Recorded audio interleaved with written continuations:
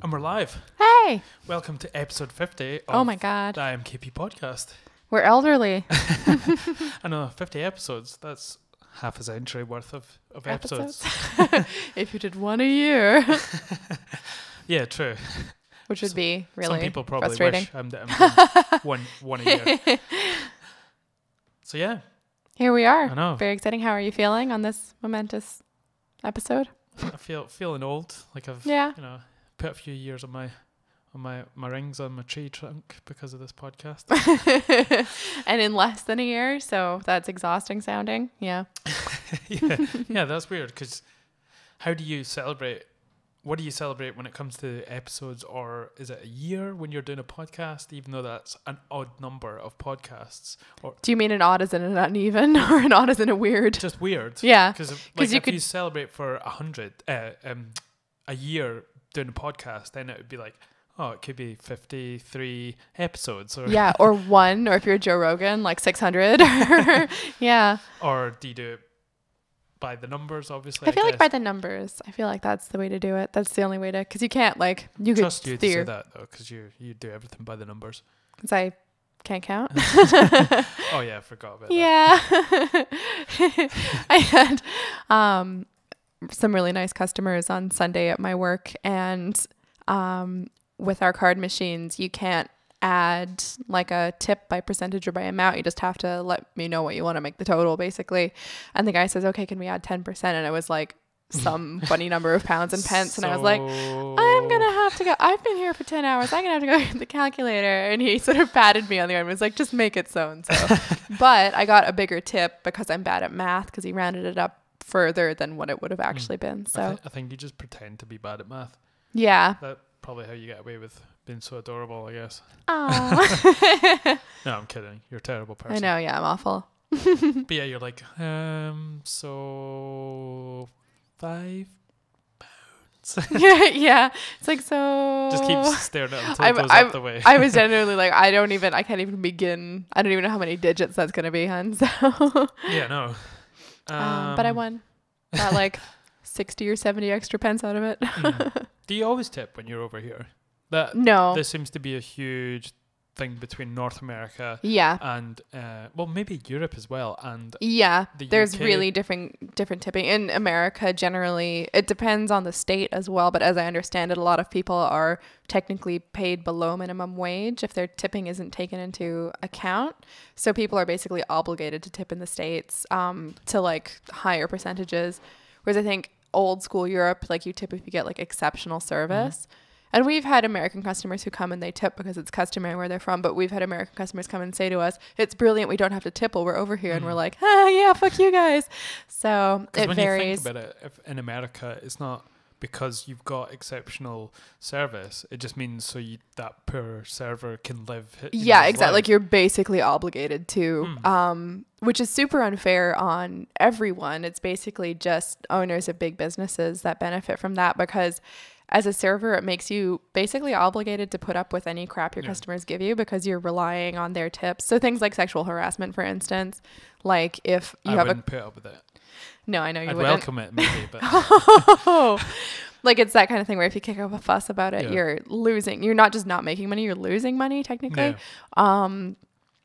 So you're kind of held captive, basically. And that's, I think, part of why we associate that sort of like overly eager brand of customer service with the States is like people are literally desperate to get tips from you because otherwise they're not making minimum wage. Yeah, exactly. Those people have to live somehow. And it's brought through a tipping culture. Yeah. It doesn't seem to be a huge thing here. I think it's maybe slightly more a thing in Europe. But I'm not sure. I would associate it with more, if you did get really good service in Europe, you would more likely to be tipped. Whereas the UK, it doesn't matter if you've got good service or not. Yeah, I think it's somewhere in between Europe and the States and the UK. Like, and there's a huge range of how people will tip where I work. Like some people, you'll have really good interactions with them and you'll say give them a lot of service in terms of like, you know, trying wines with them and stuff like that. Like, and then you won't get anything in the end and you're like, I think they had a good time, so I guess they're just not tippers. And then other times you'll do, you know, you feel like okay and you'll get like a 25 or 30% tip and you're like, what? So when's an like a time that's not appropriate to try and tip someone, what would you say?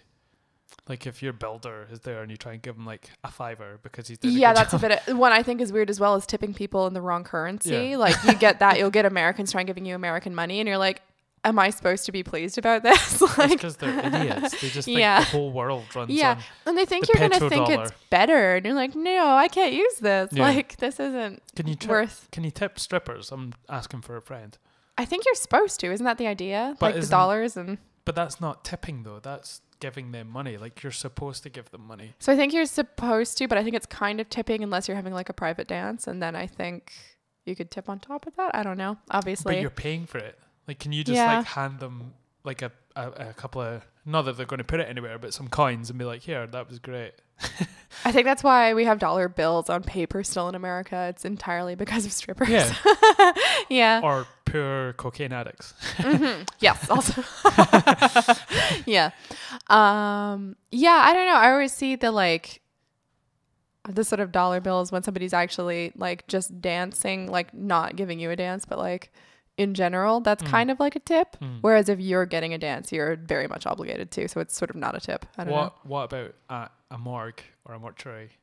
That is a good example of a time it would be inappropriate to tip. Thank you. No, it'd be quite, you want, like in the olden times, the prehistoric times, it was customary to put money on top of coins on the eyes for the ferryman. Yeah. So couldn't you give some to the guy to make sure he sends you off the right way, burns you properly? Or maybe if you give extra coins to the mortician, you're saying, I hope you die. Sort of like tipping somebody a penny. It's a bit rude, maybe. Yeah. Yeah. Like, I don't think you have what it takes to make it in the afterlife, buddy, based on your service today. What about professional athletes? That would be quite a weird one. Imagine people like making little paper airplanes out of bills and throwing them at Usain Bolt or something. You suck, but this is $1 anyway. Yeah. This is how much I despise you by flying $1 towards your general way. I feel like tipping people who make a digit or more larger income than you do is probably pissing into the ocean in terms of tipping professional athletes. Well, then you could say that about strippers. They make a hell of a lot of money. I think it varies. Their costs are high as well. Well, it depends what you look like, obviously. It does. And it depends where you're working, because a lot of places you're like basically an independent contractor, so you kind of have to pay them to work as well, the bar, as far as I understand it. Oh, it's like a hairdresser. Yeah, exactly. You basically rent a chair. Like, that's basically the same system. Yeah, because I always suck at like knowing when to tip and not to tip. Yeah. A general rule of thumb is if it's a restaurant, you have to tip. That's just the way it is. But like there's things unless in life you've had where like I kind of awful just service. look at someone and I'm like, am I supposed to tip you at this point? Like when you've had a haircut. That one's weird. It's an exceptional one, or maybe he just does exceptional ones all the time. Yeah. And that's just the way he cuts hair. That's a good question. Should you then tip them for something that they do every single day? Because I tip when I get a haircut, but full disclosure, I've only ever had my hair cut in Canada, and I basically usually only cut my own hair. So and she tipped $100. So if anybody wants to more than the actual haircut Laura's hair and wants to be tipped more than the actual haircut, I think you're confused with me selling my hair. Yeah, I get $100 now. They make your hair into ropes for ships. They make it into voodoo dolls, and then they torture me. Yeah. But yeah, I'd say like I find in especially the States, like if you're at a bar and you get a beer, it's like $1 a beer basically just to the bartender. Can you tip a bartender? See, I feel like you do in the States, but I don't feel like it happens here. And I don't like we get tipped for. Yeah, I haven't. But I guess I've been tipped a bit as a bartender, but not that much. I don't think it's seen as like a usual practice kind of thing. Yeah, because it seems like pretty much like an industry over in America, because you're going to bars and generally the drinks are a bit more expensive than they are over here. Yeah, it's a different drinking culture. On top of that, you're having to tip as well. So it's like you're charging me $25 for a gin and tonic, and then I have to then tip you. Where are you drinking in the States? Just at the strip club. That one strip club. Yeah. It's a weird one, because I still don't feel like it's the people you're seeing face to face are almost always not going to be the people making the big bucks if things are more expensive in the States. I don't know. That's a weird one. Yeah. I think it's awkward. Like, I think I grew up understanding that there were sort of certain guidelines in Canada, like based on sort of what meal of the day it is and what type of place it is and how good the service was. It's a different percentage kind of thing. Right. Okay. So you don't generally just tip 30. What is the margin that you tip in Canada? I think I grew up hearing that like dinner was about 20%. And then maybe like 15 lunch or something like that. You don't really tip fast food. I feel like coffee shops, it's a weird one because usually if there's like a tip jar there and I have change, you know, I'll put it in, but sometimes there's not, and it's awkward to make a fuss out of it, especially with big companies. But should it not mean something, a tip, as opposed to it just being, well, I have this change in my pocket that I don't need, I'm going to empty it in this jar? When I do it, it's usually basically because I've done all those jobs and it's like I know how nice it is to even just get a little bit of anything. Unless the person, if it's bad service, I'm not going to tip. But it wouldn't matter if it was a jar that was a tip jar or it was one of those charity boxes. You would still probably put your money in there because you're not going to carry change unless you're like me and I have a change jar at home. Or you're me and you save all your change and obsessively use it at grocery store self-scans and sometimes put it in the change jar. I actually, for the charity ones, I usually don't do that except for the ones that are shaped like doggies that are for kind dogs. But still, it brings it back. Like people just, it's not a tip. It's just getting rid of change at that point. Yeah. And does that take away from the actual purpose of it? Yeah. I don't know. I think what to me is worse is how in the States, even if you have bad service, you're basically obligated to give a tip. Otherwise, it's not just telling somebody they didn't do a good job. It's like telling somebody they deserve to suffer, which is awful. So that kind of freaks me out. Whereas, with the loose change thing, it's like it could go into a tip jar. I don't even know how they split it in coffee shops or whatever, if it's a tip jar. Charity ones, well, sometimes you never really know what they're for. Sometimes they don't even get it, or sometimes they stay there forever. Some of the horrible things that you see on Gordon Ramsay's Kitchen Nightmares is the bosses not giving out the tips at the end of the month or the week. They're just keeping them to themselves. That's a huge problem. And we often have customers ask us like, oh, if we tip you, do you actually get it? And I really appreciate people asking that because it's not a given and it's actually a good thing to ask people. How would you feel taking, if someone was like, no, you take this because of the service that you've personally given us. Yeah. Take this, put it in your back pocket, and I'm not going to give you it until you do. How would you feel about that? Would you take it? I would say thank you very much and take it, and then at the end of the night I would put it in the jar with the rest of the tips. You're so Canadian. I know. I've had that. Like I've had that happen. Be like, this is for you. Right. Been like, yeah, okay, because that way no one would get anything then at your work.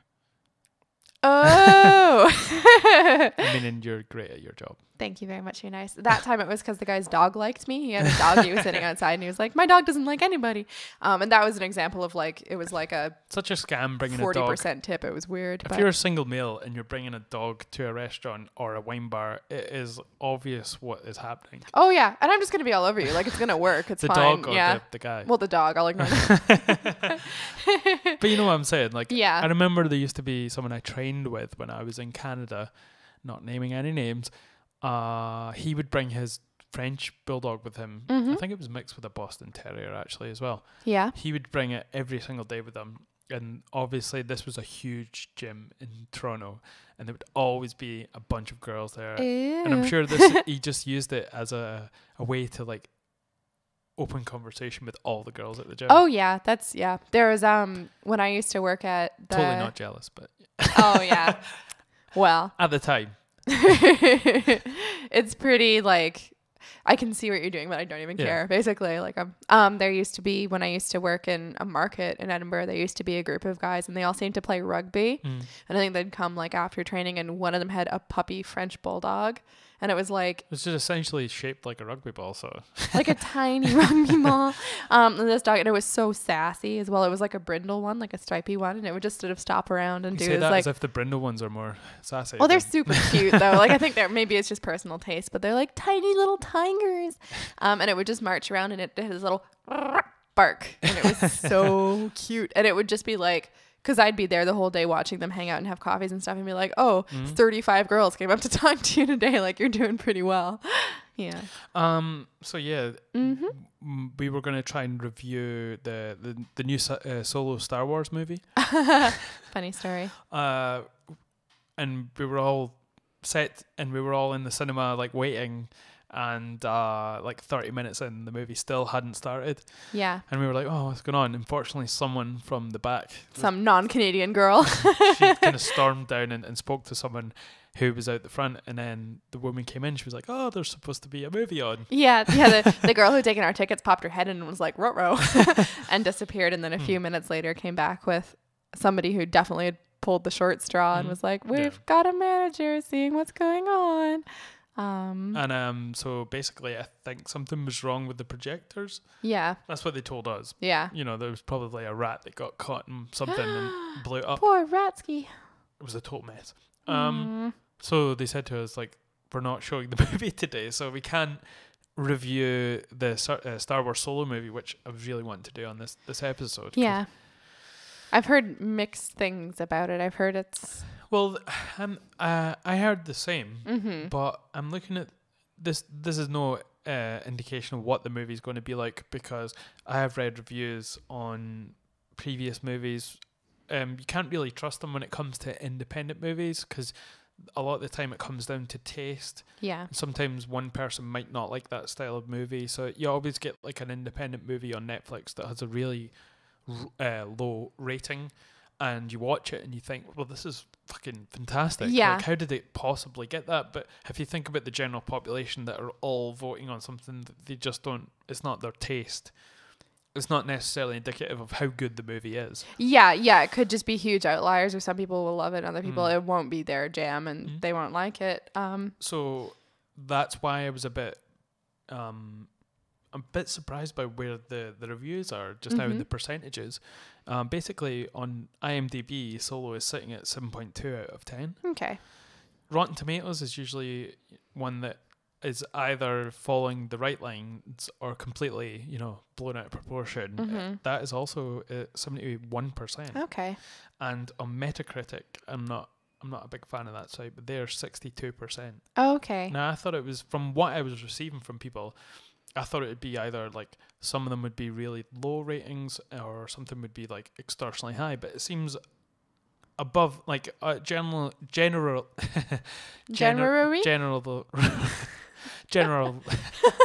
There's always one word I can't say on the podcast. Sometimes across the board, they're all pretty good.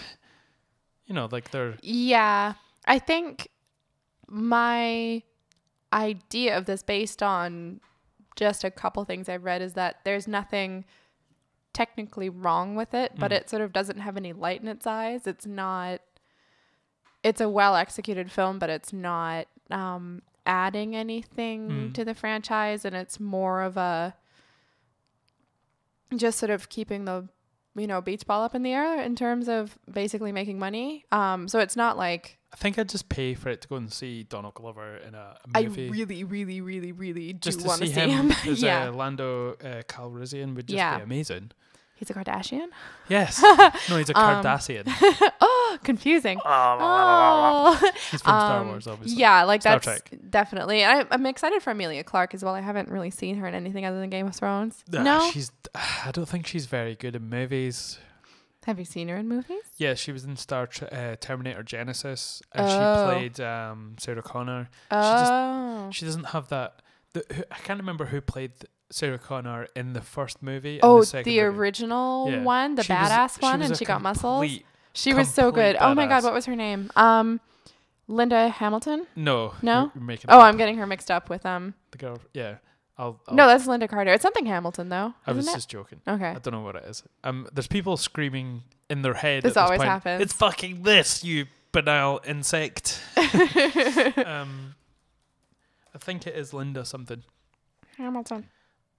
Probably is. Yeah, Linda Hamilton. Oh yeah, I know what's going on. And she played Sarah Connor. Yeah, and that was the first time I saw a woman with like muscles, like in the second one.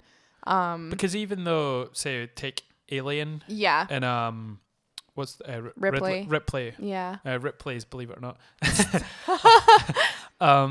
She was a badass, but in a sort of more feminine way, in a way, which is weird because I find, or I'd say more androgynous, but not like she's not like muscular. She doesn't look like she's like. But I think Linda Hamilton, when she played that part, she just was a complete badass, and she was believable for some reason, because she went from this woman in the first one who was like sort of a waitress, and it was the 80s. Yeah, and she's like suburban. She was a woman, whatever she's in over her head. But if your child's at stake and humanity's at stake, you're going to do whatever it takes to be in shape and to be able to protect you and your kid. Yeah, and she looked like it was the transformation she made was amazing. And it's funny how she went from this waitress. It's quite a really good. It's an awesome sort of storyline continuation, if you think about it, because it's just not, the characters don't progress when we're not seeing them. Basically, she goes into a mental institution because of what she's been talking about. Yeah. Some time traveler had sex with her and she's going to give birth to her baby's uncle's brother's goats, goldfish, dogs, uncle, brother. Yeah, that. Future, yeah. But she became this badass because of what she knew. Yeah, and what she'd been through. Yeah, she'd been training because she knows she has to protect her son against someone that's going to come from the future and kill him and her. It's giving me kind of chilly. I think it's like, it's also, maybe it was just because I was so young when I saw those films, but I didn't have the same perception I have now as like when actors physically change for a role. Yeah. And you see it as being something that's in support of the character, but you don't see it as being part of the character. Whereas in that case, I do see it as being part of the character. Like it's something the character's done as much as something the actor's done. Maybe it's just because of the contrast between the first and the second film. She's 61 now. Is she? Wow. Yeah, I know what you're saying. It was also sort of amazing to see because obviously she knows what she knows from the first movie. Her and her future brother, uncle's dog's baby daddy. He was like running with her, and they were getting chased from the Terminator. And then to go into a mental institution, all you're focusing on is just like working out, getting buff. Yeah. And then you see the same Terminator coming along. Yeah. And it was sort of weird reaction. Like it was like, holy shit, like how are you going to take this in that this thing's here and it's beside your son? Yeah, you've been waiting for so long, and then for years all her focus has been is this Terminator, and to sort of be able to at least train her body bag, her bone bag, to be able to sort of withstand probably a couple of punches. And that's going to be it. Like it's not like she's going to suddenly get her skeleton to be metal or whatever. So, yeah. And it was just that moment when she first sees him in the mental institution, and she's just like freaking out. I think I need to read, because I saw them when I was young enough that I didn't have as much of a complex sense of the psychology of that. Not that they're like, oh my God, like brain busting films, but it would be interesting to rewatch them. No, that'd be cool. And come with me if you want to watch it. Sounds good. Laundry day. So yeah, sorry that we can't review Solo Star Wars movie, but we got free tickets for 2 movies. If we break up, I get all the tickets, so basically I can go see 4 movies by myself. Nope. But unfortunately we can both see 2 movies together. I mean, we could see 4 movies separately, but you can only have 2 tickets, so I just promised not to bring any other boys. It's fine. Or rodents or whatever. Did you see this thing that happened last Friday? Basically, I think it was Thursday. Twitter was polarized. By uncharacteristically, it was polarized by, Millie Bobby Brown. Oh yeah, from Stranger Things. The 11 from Stranger Things. Yes, I started reading about this and I got annoyed and I stopped. A meme, like a meme, and basically because she's 14 and she's this young girl who's very nice and sort of vanilla, obviously a 14-year-old should be. They were making memes where it was making her look like she was being homophobic. Yeah. And because it was so absurd, that's why it was funny. And when I saw some of the posts that people were doing it, but they were tagging her in on Twitter. Twitter. Eventually, because of just the amount of tweets that were piled upon, she ended up leaving Twitter and deleting her Twitter account. And I've been thinking about it a lot since then. I mean, I have a few sort of questions. Firstly, you're going to have the worst on Twitter.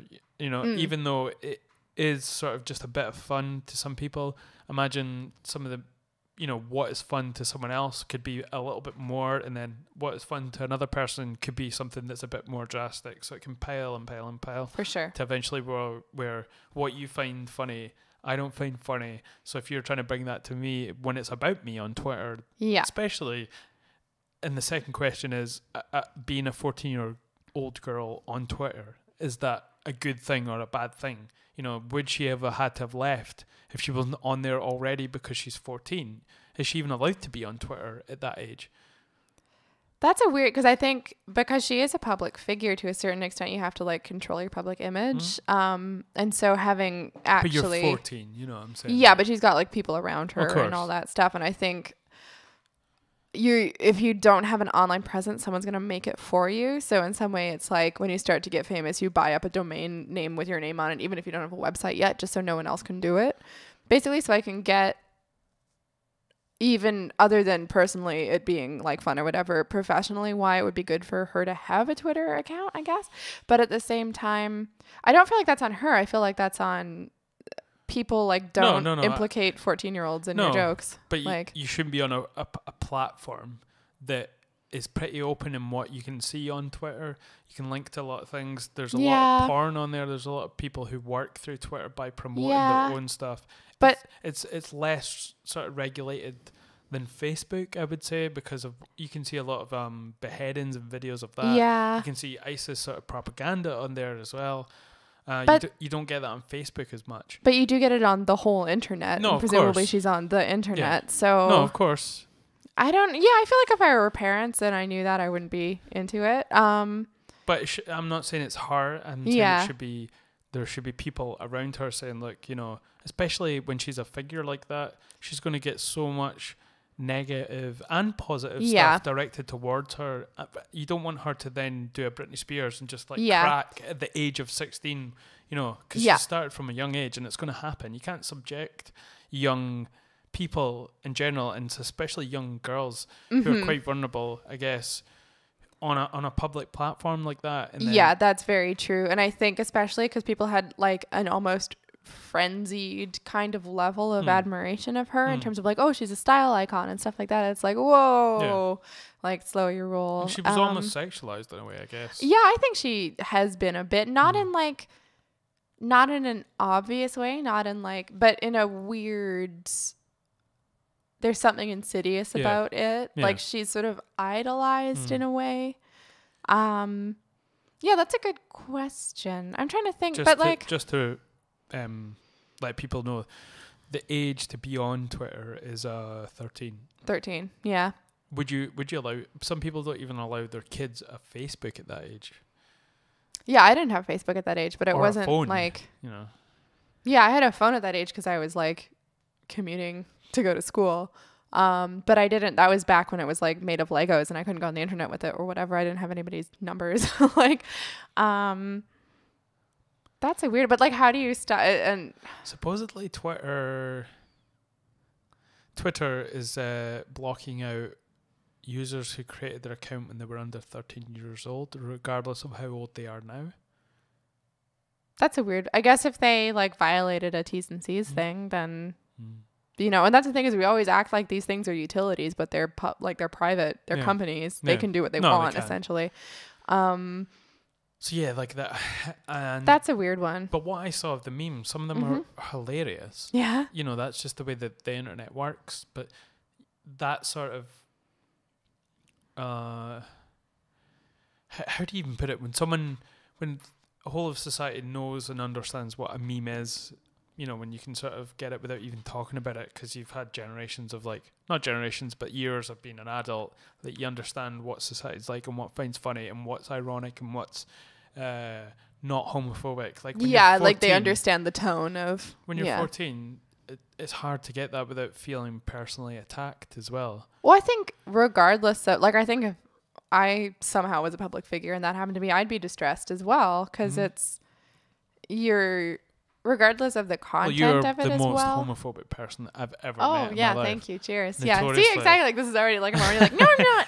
And nobody would think that, but it's still, like... Terribly I think it's partly because you're losing control of your image as well. Yeah. Like, that's a freaky feeling. And especially when you're that young and you are, like, image creating actively all the time. Yeah. But do you even know what it is to do that? You know, it's hard to sort of... I mean, I just mean in terms of, like... do I wear Vans or do I wear those jelly shoes? Like that's when you're kind of figuring out who you are and you're like crafting who you are. Some of it consciously, some of it not. What music do you like? What you're going through with your body as well. Like to start that to happen to you at a young age as well. Yeah. And then in the public eye. Have all that happening while you're still like super famous as a young person. I always think of that when you see like but like when you're younger and 14, you're like, oh, you speak to like a bunch of adults, and they're like, all right, just shut up. You know, you're being whatever. You're a 14-year-old, and you're like, well, trying to speak to older adults, on their level, but you're still 14. Imagine being someone that people actually listen to, and you're 14 because of your popularity. Well, and take it a step further and you have like adults saying like, oh, I wish I was her, like that stuff. That's freaky. That's so weird when you're like, you don't even know who you are, let alone whether or not you want to be you at that age. That's weird. Yeah, it's a strange one. I see both sides of it. Like it was funny, it was some of it was harmless. I've probably not seen some of the stuff that she was probably maybe even saying, and she's probably not said anything about it. It could be totally different from what we're thinking it is. So there might be more to it, but at the same time, she's someone who's very young on social media, and should she be on there? I think you think someone as an adult would be like, this is not going to end well for you to be, because she's so famous. When you see her on talk shows and you're like, oh, this can't end well. Like with this Little Tay girl? Oh, that one's weird. Yeah, and I think that's she's an extreme end of it. But imagine what happened with just to take it back for people who are too young to know this, Britney Spears. She was 16, became super famous, more famous than anyone on the planet, unless you were Elvis when he was at the height of his popularity. And that was before social media, really. Yeah. So, and she can go anywhere and had a complete meltdown. Yeah. Total like mental health, and some of that could have been you can parts of her personality anyway. It's going to be expedited with social media. Yeah, that took her. I mean, what year did she shave her head? I'll find this. I still think it's more of a problem. Britney Spears about how we treat famous people more than it is about it is social media is certainly part of it, but I don't think it's it wouldn't not exist without social media. It's just another way of expressing. And obviously that particular manifestation of it couldn't have happened without social media, but it could have happened whether or not she was on Twitter, for instance. So 2007 that happened. Britney Spears, I don't know how old she was, but she was pretty much at the the height of she must have been in her mid-20s. Yeah. I'm not sure. See what her age is. You'll have to do the math on this one. Oh, shoot. 312.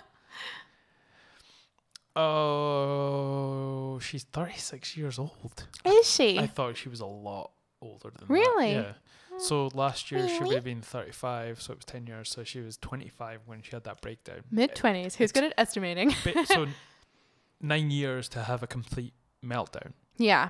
And also generally... And you wonder how much of that had been happening and piling up behind doors that she was leading to this point where she would eventually just crack in front of the world. And I think generally if somebody has underlying mental health issues, mid-20s is often a time when things like that surface. But I think, again, I don't know if that would have happened anyway or if it was, her life was so weird. I can't imagine it would have helped at all. So, you can't even imagine that it wouldn't have not happened. Yeah. There was so much pressure on her as a young adult.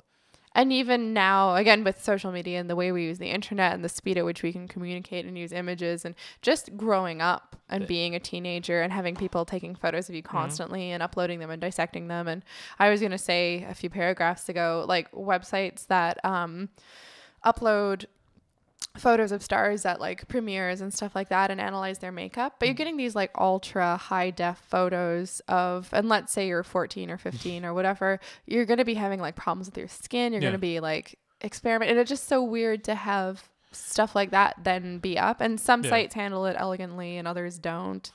This is something that I want to talk about because we were speaking a bit about this the other day.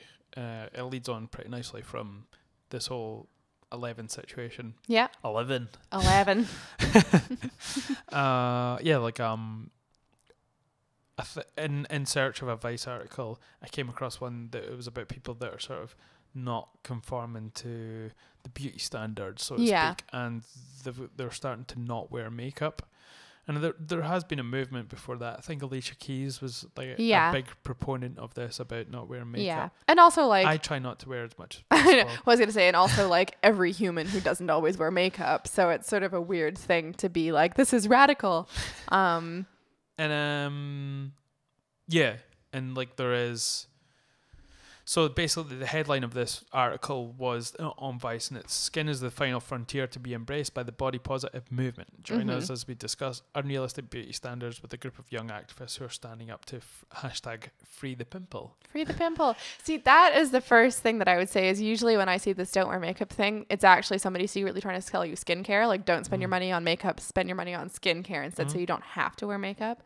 But it's still this like this promise of perfection. It's just that you're going to achieve it in a more wholesome way, but it's going to cost just as much, if not more money. And when we were talking about it, I can only speak from being a guy's point of view. Me personally, I'm not hugely into lots of makeup. It's just something I've never... On girls. Yeah, not on myself, obviously. Take off your false eyelashes then, you hypocrite. on dogs, I love makeup. I think it's very hilarious. They look like little hairy clowns. I just personally, it doesn't do much for me. It just feels like there's so much work to it, and and it's odd to me that one sex would wear something that covers their specific part of their face. Like, you don't wear makeup on your arms or your legs. Oh, some people do. Who? Like all the fake tan stuff. That's makeup. But it's not makeup. Some of it's temporary. Some of it's wash off. Yeah, but it's trying to emulate glitter, having glitter, tan, glitter, having a natural tan. They still cover up for your legs. Would you say black people have makeup on them? No. Well then. But tanning, like fake tan, doesn't give you a tan. But it's like supposed to emulate that you have dark skin. I'm meaning like you don't put like makeup on your legs to cover blemishes. But it's also supposed to like even your skin tone. True, but it does not end up doing that. No, but they do sell like cover up for your legs, like spray stuff. That's not necessarily about tan. And but on the whole, though, like not. It's focused on your face. Yeah. And just one part of your face, and it feels like there's probably people shouting at me, and I know there is a lot of women who say, it's not for you. We do it because it makes us feel nice. It's to do with themselves, and that's fair enough if that is truly how it feels to you that you're doing it. But still, you're still putting on something to then have a barrier on your face. Yeah. It's like, why don't men put makeup on? Yeah. Well, there probably is some men. My last guest, he loves makeup on his face. And I think it's just another sort of tool for identity creation. I think there are a lot of different reasons people wear makeup. I think if you look at some aspects of, and this isn't to say that it's not hard to be a dude, but to be a girl, why wouldn't you want a barrier between yourself and the world sometimes? But that's then admitting that there is a difference between men and women, then, I guess. Yeah. Well, there's certainly a difference in the way symbolizes that, maybe. Well, I think there's a difference in the way that men and women are socialized and in the way that they're treated. That doesn't mean born. No, we usually come out the same way. But not as the same thing. No. And that is not to say that there isn't a continuum in there as well. You're a continuum. You're starting to sound like Scotty from fucking Star Trek. Oh, yeah. But no, like, it's a weird thing because I think a lot of it does come back to different things that were sold and different ways we're sold them. Yeah. But at the same time, I think also a lot of women grow up getting a lot of different messages from the media and from women in their lives and from men in their lives about what they should do and what they shouldn't do and how to make themselves attractive. And at a certain point, you get pretty sick of it. I mean, I've never experienced that. I've never said to a girlfriend or a girl at all, like, oh, you should wear this makeup. No, because you're not a maniac. And I've never heard any of my friends ever be like that, you know. But in the same way, like, you've never sexually harassed women and you don't know your friends to have done that, but most women have been sexually harassed. Yeah. Like, it's one of those weird things where it's not the type of thing people are necessarily doing in front of other people. Yeah. And a lot of it's also stuff that I think we're socialized to accept, like it's insidious, like just advertising basically. And the extent to which, say, ads for cosmetics are allowed to use Photoshop and claim that that's their product, that's like doing that thing. So you feel like you're on this, and especially if you're a young girl and you start seeing images of women in the media and you're like, why don't I look like that? Yeah. Oh, if I buy this thing, I can look like that. And it doesn't work, of course, because it's all fucking Photoshop. And then you're on this lifetime quest to perfect yourself. Yeah. And you're sold different versions, I think, of whether you're doing it for men or whether you're doing it for yourself. Mostly you are doing it for other women, I think, a lot of the time. Well, I was going to ask that. Do you think it's perpetuated inside women's circles as opposed to it being like an outside force that keeps it going? Yeah, I think it's both. I don't think you can really separate those two things. I think a lot of it's just ads that are in the background. It's say you're in wherever the hell you're in LA, obviously, in Blade Runner, and say the makeup industry is like the ads that you see. They're just running in the background, but they're there, obviously, but you don't take notice of them. And then it's what you do as people that is what sort of perpetuating this makeup culture, you know. Yeah, I think I think it's also, and we were talking about this before, and I don't know if I've still really gotten across what I meant, but a lot of what I think women do with makeup toward men, it isn't so much trying to look more beautiful, and it's not that they think they're fooling anybody, it's that it's like a social signaling thing. And it's the same as dressing in a conformist way. It's like you're signaling that you are in the mainstream of the culture, and therefore you're like a viable candidate, basically. So it's not like, let's say circa Amy Winehouse, when women were especially mad for big cat eye makeup. It's not that anybody thinks that men are going to think that's what their eyes look like. And it's not that anybody is going to think that they necessarily look more attractive that way. It's that they're signaling they're part of like a social group. And she was trying to emulate a specific era of fashion as well. I think maybe like the 60s, there in the 50s, late 50s maybe. Yeah, sort of vaguely like rockabilly thing. And that's the other thing as well, is we get these weird burps and refluxes of like different eras, and we don't necessarily know where things are coming from. Like the history, there's a really interesting social history of makeup and what it was used for. And usually you see it as like a sort of pockets of echo chambers. Like you'll see a group of girls that all dress and all use the same fake tan, you know, like all over the place. I remember I was telling you the other day, I was in town in Edinburgh, and I was trying to get my phone screen fixed. Yeah. It was a massive trek, and I saw these two girls coming across the road, and they must have been on a night out. They were drinking the night before, so basically they had no makeup on, but they had this hideous fake tan on. Yeah. Or just whatever they used on their arms and legs. And it looked like they'd been like rolling around in shit. It's like, how do you think that looks good to yourself even, not to anybody else? How do you look in the mirror? And that's hard to say because I don't want anyone to think, oh, this is I look shit in my head, you know. Yeah, no, because it's people's personal choices. Exactly. If you're happy with how you look, that's brilliant. But I think it's just good to wonder why you're doing it. You know, subjectively, objectively, and be like, I look... This is not a good look, you know. And I think the funny thing as well is, like, let's take that example, and let's say I went out to a club on George Street and I wanted to hook up with, like... You did? No. Like... When? A normal dude who goes to that kind of clubs, a kind of like popped collar, whatever idiot dude. And if I was there with those two girls, I relatively would look like shit because I'm not making the right kind of effort. But are they doing it for those guys, or are they doing it because it's part of that sort of their group and what they sort of see? I think both. Right. Okay. And I think the signal the guys are receiving isn't, oh, that looks good. It's, oh, she's doing the right thing. Like she's one of me. basically. Okay. And I think girls, again, are probably, it's girls who are going to notice what you're actually doing more. It's guys who are going to notice that you've done it. Right. If you know what I mean. So he wouldn't even necessarily, like this hypothetical guy with his pop collar isn't going to be like, oh, fake tan. He's going to be like, that's one of me somehow. Like, that's what the girls in my group do. That's how they look. Whereas the other girls would be like, oh my God, you're fake tan and blah, blah, blah. So, yeah. But it is such a pressure that women receive externally and from themselves. It's so hard to even imagine trying to be a girl, especially in 2016. A woman, I shouldn't say girl, both, girl or woman. A lady. And I think when people talk about no makeup stuff, a lot of girls, we've been through waves of this before, and it's honestly exhausting to hear, because what we rightly or wrongly hear when guys say things like that to us isn't, I think you're beautiful without makeup. We hear, I wish you looked beautiful without makeup, and what you do takes too long. Like, I want you to look good without making the effort. It just feels strange to me, though. It feels like, how can anyone say that to someone, Yeah. When I hear you say that, and maybe you've experienced it or heard someone say that to someone, just to hear that is like, what? Well, I'm not saying that anybody's literally saying that. I think that is just and that's what I mean about when guys say, oh, I wish girls would wear less makeup, and then you see your coworker who's wearing no makeup and you've never seen it that way before, you go, oh my God, are you okay? You're assuming. Well, I've seen versions of this socially, anecdotally. It hasn't happened to me personally. It makes an asset of you and I.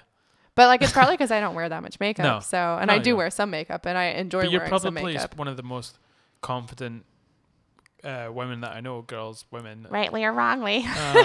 But still, it's something that it's just part of your life as a woman that you still do, and it's a societal thing that's ingrained in you still. Yeah, it is. And I think it's ingrained in everyone to an extent, and I think we're socialized to expect women to have a sort of more even and refined skin tone than men, and I think that's silly and annoying, but that's what we've got, and so I feel better. Like when I slightly saw perfected Alicia Keys when she did the whole thing where she was like, I'm not wearing makeup anymore. Yeah. And I was like, I thought she looked so fresh. Yeah. Like, to me, it doesn't look like someone's ill. But to me, it looks like somebody who she's fresh. Like, she's somebody who can afford good skincare, and she rests and she drinks water and she doesn't have spots. Like, still, it's different. It's a big leap to go to a red carpet ceremony and not have any makeup on. For sure, but it's a way bigger leap if she went and she wasn't somebody we see as conventionally attractive anyway. You know? Like, if she had acne scars or something, it would be different. I think she does have acne scars. She doesn't have noticeable. Like, she doesn't have... She has very, very nice skin, basically. Okay. And that's what I mean about I see that stuff and I get suspicious it's just to sell us skincare. So the free the pimple thing I enjoy more, because that's... Like, who really cares? Sounds less burdensome. Yeah, like, here's just some images of her without... So she's totally gorgeous. Yeah. Like, she's radiant. Yeah. Freckles. Yeah. My favorite is when girls wear tons of really opaque makeup and then draw their freckles back on. That one really confuses me, I'm not gonna lie. That's so strange. It sounds like so much work. Well, it's the same as, like, girls who won't go out without straightening their hair. And it's like, you have to spend so long doing that, and it's so bad for your hair. And honestly, no one's going to look at you and be like, oh my God, you're a beast if you have wavy hair. Like, what? Yeah, like, what part of anything is that conforming to? Like... And that one, I don't know. I think that's more... I think it's sending a message as opposed to it being...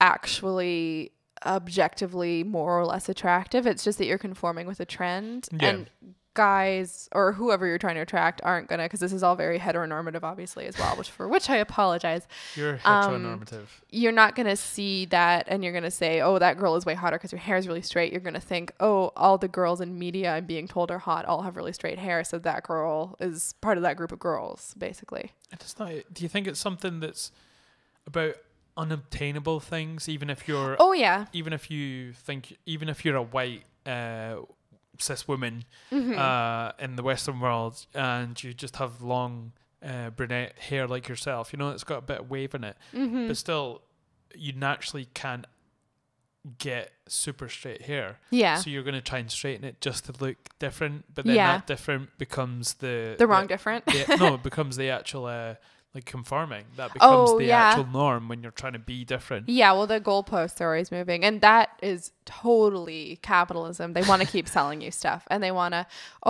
we can sell you a better thing. It always comes to and that's the thing. And it's the same with the makeup skincare cycle. And I feel like we get these cycles where it's like no makeup selfie, and then suddenly everybody's wearing drag queen makeup, and then it's back now to no makeup, and it's because they want to sell you stuff, and that's it. That's what it is. Yeah. And at this time of supposed, no makeup renaissance as well, like more girls, and I don't mean women, I mean girls, are getting like fillers and like injections and stuff like that than ever before. It seems like a huge industry as well, and it seems all predominantly geared towards women. Mm-hmm. But I think there is a side of it that's now coming through, and it's aimed at men. Yeah. I mean, I have seen men wearing a baseline of foundation. Oh yeah, for sure. Although, and I think if they want to, It's Always Sunny, obviously. But, yeah. But no, I've seen that going as well. Going for fake tans, that seems to be like, that's the worst that I can do as myself. Like that's as far as I can push myself as a fake tan. Leading up to a fight, when I was training for MMA, I would the last month I would do fake tans, not only because so I don't look see-through when I was fighting, but also it's good for your vitamin D production, which ups your testosterone. Yeah, and it's hilarious to me to think of that, because I've never gone for a tan, and I'm supposed to be the girl.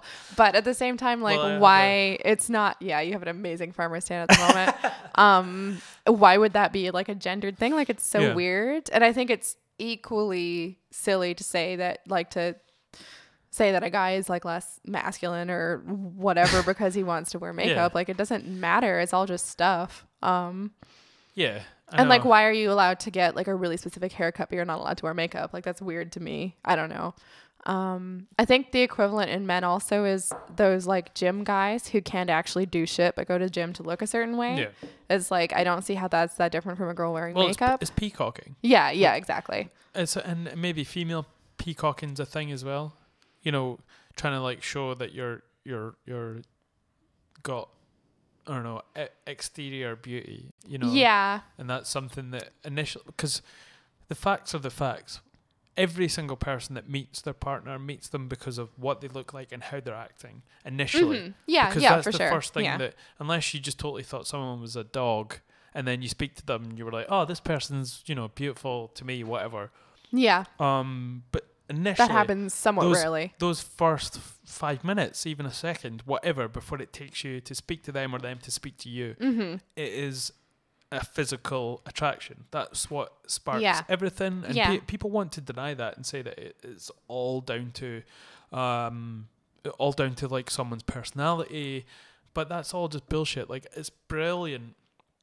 The reason we're attracted to each other and the reason that we speak to each other is to find out if we have the things to back those things up. Yeah, the inside parts. You have to have a bit of inside. You have to have something that's a bit of worth inside you, and it seems like everyone's focusing on that initial thing that attracts people towards you, and not actually working on the actual, like, your worth, and your actual like being an interesting person, not because you act quirky.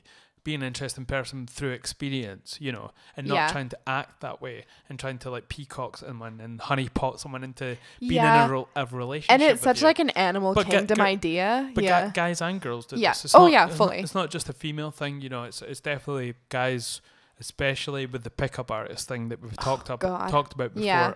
It's all based on showing your worth, and that's something that's shown through wearing a watch. And unfortunately, women do pick up on that. Mm-hmm. And unfortunately, anyone picks up on that and sees that as indicators, because we're wired that way. We're wired to see what people have to offer externally through what they're wearing, and what they're looking like, what their color they're wearing. It's hardwired in us, and that's what sparks that for you to then proceed to get a conversation. But everyone's so stuck and doesn't get past that initialness. Yeah. That everything's built upon that first sort of vapid connection that everyone has, and it doesn't progress into actually having a personality. I'd equate it to we were talking earlier about like CBD oil and stuff like that versus like commercial pharmaceutical drugs and how it's so much more of a money-making industry to sell, you know, commercial drugs from big companies than it is to explore potentially natural but non-patentable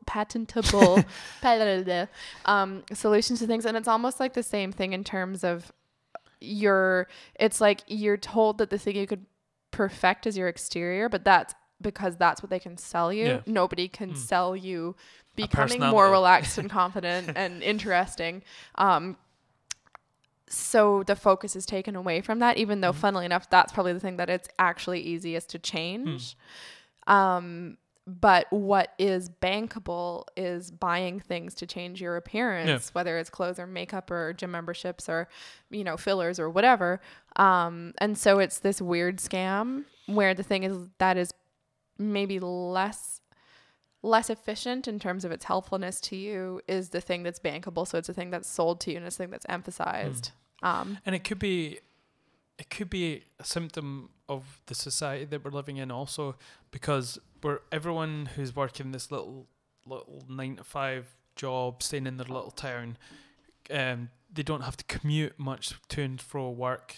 They go to the gym, they know the same people. So you have this tiny little patch of dirt that you have, and say it's like these crustaceans that are under the sea. They can't move away from the rock that they're sucked onto, but they have all these like peacock like things to try and bring someone into them. You know, and it's similar to that. Come in. You know, like you have, but you don't have any worldly experiences. You've not went anywhere else. You don't know what the other side of the ocean's like. You don't know what it's like 3 feet from where you're stuck to this rock and clinging on to, and you don't. That's why, you know, it can become, I hate using the word toxic, but that's when these situations arise, because people are unhappy because they've not experienced life.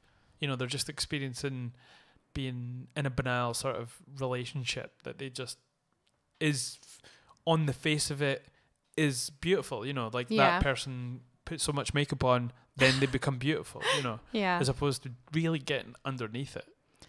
I think like the being stuck to a little rock thing, and maybe you don't need to see what the other side of the ocean looks like, but you at least need to go away and be somewhere at least on your own for a bit and figure out, get some different horizons, see what's you and what's other people. For me, like when I was growing up, like you'd, you know, meet new friends, or you'd meet a boy you liked, maybe you date him or whatever, and try to stay away from boys. I know, they're terrible. I'm trying right now, but you're always here. Hey. I'm just joking. It's because I invited you here. Well, I get to stay on the dog bed, so that's fine. No, we rescued you from the dog bed. You end up kind of trying on bits of other people's personalities. People bring you bits and pieces from other places, other people they've met. Like what music do you like, or how do you identify yourself by the way you dress, stuff like that, and you try things on. And I think it's so good to just have some time on your own and you try and figure out what's other people and what's you. Yeah. And it doesn't mean that you can't get stuff from other people. I think that's really good, and that's a huge part of like learning and growing and all of that. But it's really good to know which is which. Like just organize your brain and be like, no, this is the way I feel. But usually people get like so far down that road and bail because they realize it's not them. But there's other people that continue to go down this path that's not them, and that's why they're facing sort of like a resistance at every moment, because they're going down and pretending that something's them when it's not really them. So that every opportunity in that path, they're going to find a grindiness in life that is going to wear you down until you change direction in what you're doing and find something that is truly towards yourself. Yeah. Have you had moments in your life where you think you got kind of caught up in something that it ended up being not you and you had to put down, or? I think there's been early on, there was moments like that. I mean, early on, probably in my late teens, when I got into relationships that should have ended a lot quicker than it did. And that was just due to an experience. But generally, I can't put up with bullshit for too long in my life. Just maybe I'm a bullshitter or whatever, but things that I perceive as bullshit, it's hard for me to then continue to put up with it or see it without knowing it's bullshit. Yeah. It's tough. So I generally switch on whatever's happening, you know, quite easily now. Yeah. But that's only through experience. You know, there's people that get into something when they're that age and never leave it, you know, and that's their reality. And there's no way to change that up because you're 4 kids in, you know. Yeah, and it's scary out there, you know. You're halfway up a ladder in a job that you don't want to be in, and sometimes you don't love the person that you're with either. You know, you're there because, like your mum and dad before you were together, because they just wanted to provide for you and not split up, you know, because they're unhappy. Yeah, which is. It's hard, you know. It's hard. That's sad, because I think the best parent you can be is somebody who's not making themselves on purpose unhappy. What about yourself? Well. Do you think you've went down a path that you kind of maybe changed up eventually? I think a few times I've gotten caught up in maybe like social groups or relationships at different times where the way that it was like customary to broadcast that you were like cool or interesting was to think that other stuff was shit. Like, I guess I'd say like a negative, that sounds like such a hippie thing, like I'm a little positivity and here I am, like, you know, making fun of something, but no, I think especially when you're young and maybe you figured out you're kind of smart but you're obviously still really immature, that the way you think that you broadcast you're cool and smart is to shit on other stuff. Yeah. And I think a few times in my life I've gotten confused into thinking that being overly critical of other stuff or dismissive, probably dismissive is the best word for it, being dismissive of stuff that you weren't into was cool. I hate using that. Like, that sounds so lame as well. Like, oh, it's cool. But I think generally that kind of culture of negativity, that negativity was power in some way. Yeah. And I'm now feel like who I actually am is just some stuff I'm not interested in, of course, but mostly I'm just delighted in stuff. Like, I'm so happy that there are so many things and they all work different ways and it's so cool. Yeah. And if other people like things I don't really get, I don't care. It has nothing to do with me. No. I'm interested maybe why they like them. I don't think it. Yeah, exactly. So I think it's good to embrace being interested and attentive to things as opposed to being dismissive of things. Yeah, I'd say that. Yeah, it's tough but then there are just all spectrums of people as well. There are people that just are not into a lot of things that. Yeah. Or even politics, you know, there's people out there that are not interested in anything that's going on in their country in regards to the political sphere, you know. And I used to be more like that, and it was just because I didn't understand what was going on. It wasn't, and I said to myself, oh, I'm not political, but it's like, no, I just don't understand what's going on. It's different. And like, you do actually need to know if you want to participate. Yeah, because it's not just something that doesn't affect you. I thought that for a long time growing up was, I'm not going to vote because it's not going to affect me regardless of what happens, you know. But it's not that, you know. You have to participate because if you don't vote, you're not getting your opportunity to change things. Stuff's going to happen to you, and not even. It feels pretty futile voting a lot of the time. So just being aware of the political system. Yeah. I don't know if this is actually true, but I remember reading that the root, like the original Greek meaning of the word idiot was to indicate somebody who abstained from participating in politics. Yeah, exactly. True, yeah, I've heard that one. Yeah. So don't be an idiot. I'm going to bring back a little little segment I did. We've done a few times. Yeah. Basically, I wish I had my little audio clip that I made. Oh yeah, we could sing it. I promise you guys, you'll hear it. I made. It's really good. I love it. It's my favorite. Basically, if you've not heard this segment before, basically I ask Laura to do short synopsis, because she's very funny at them for movies, and I've taken a list from the 100 greatest movies of all time, but the top 10 ones were all old movies that I don't think you would have known. I've probably seen the old ones. I probably haven't seen the new ones. So I've started at 35. Okay. So Laura's doesn't know which ones I'm going to say. Nope. And so this is Laura's movie synopsis.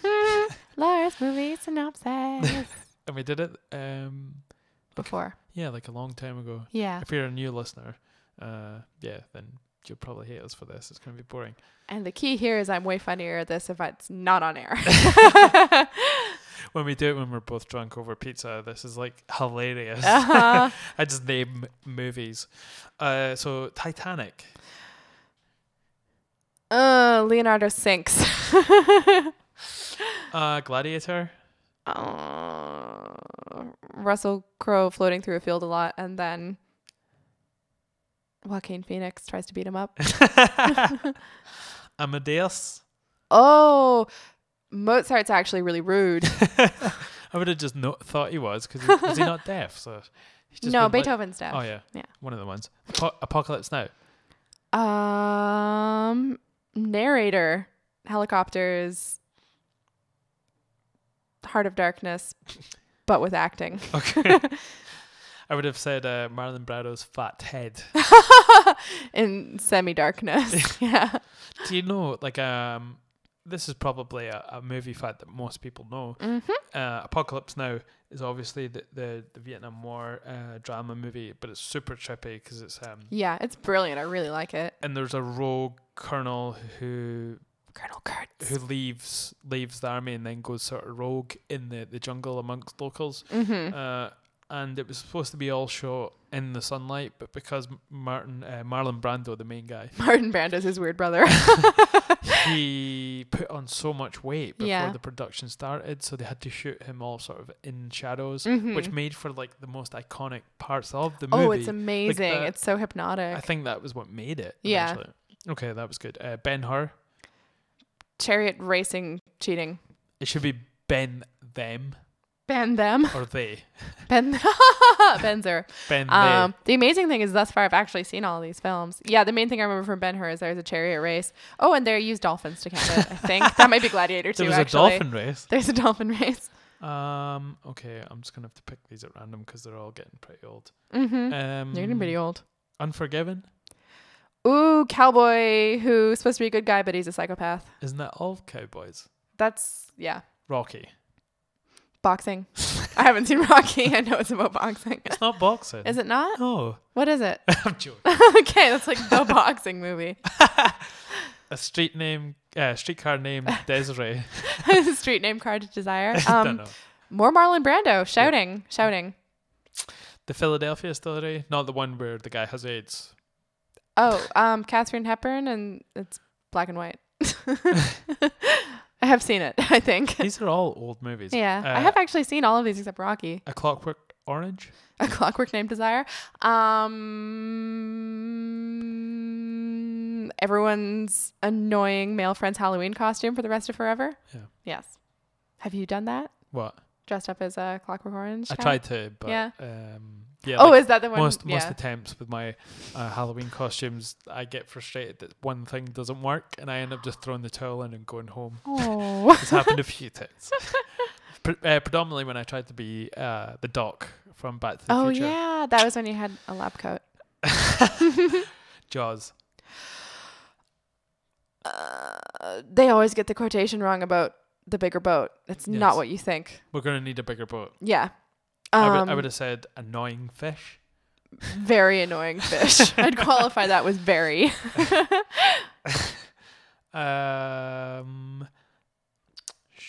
Platoon.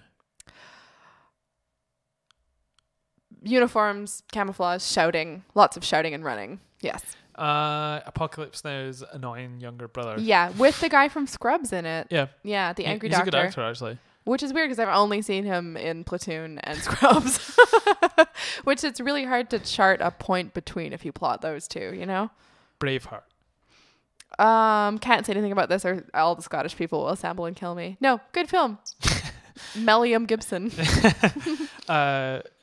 Racist, drunk Catholic. Yes, racist, drunk Catholic. Yeah, playing yet again the underdog inconceivably.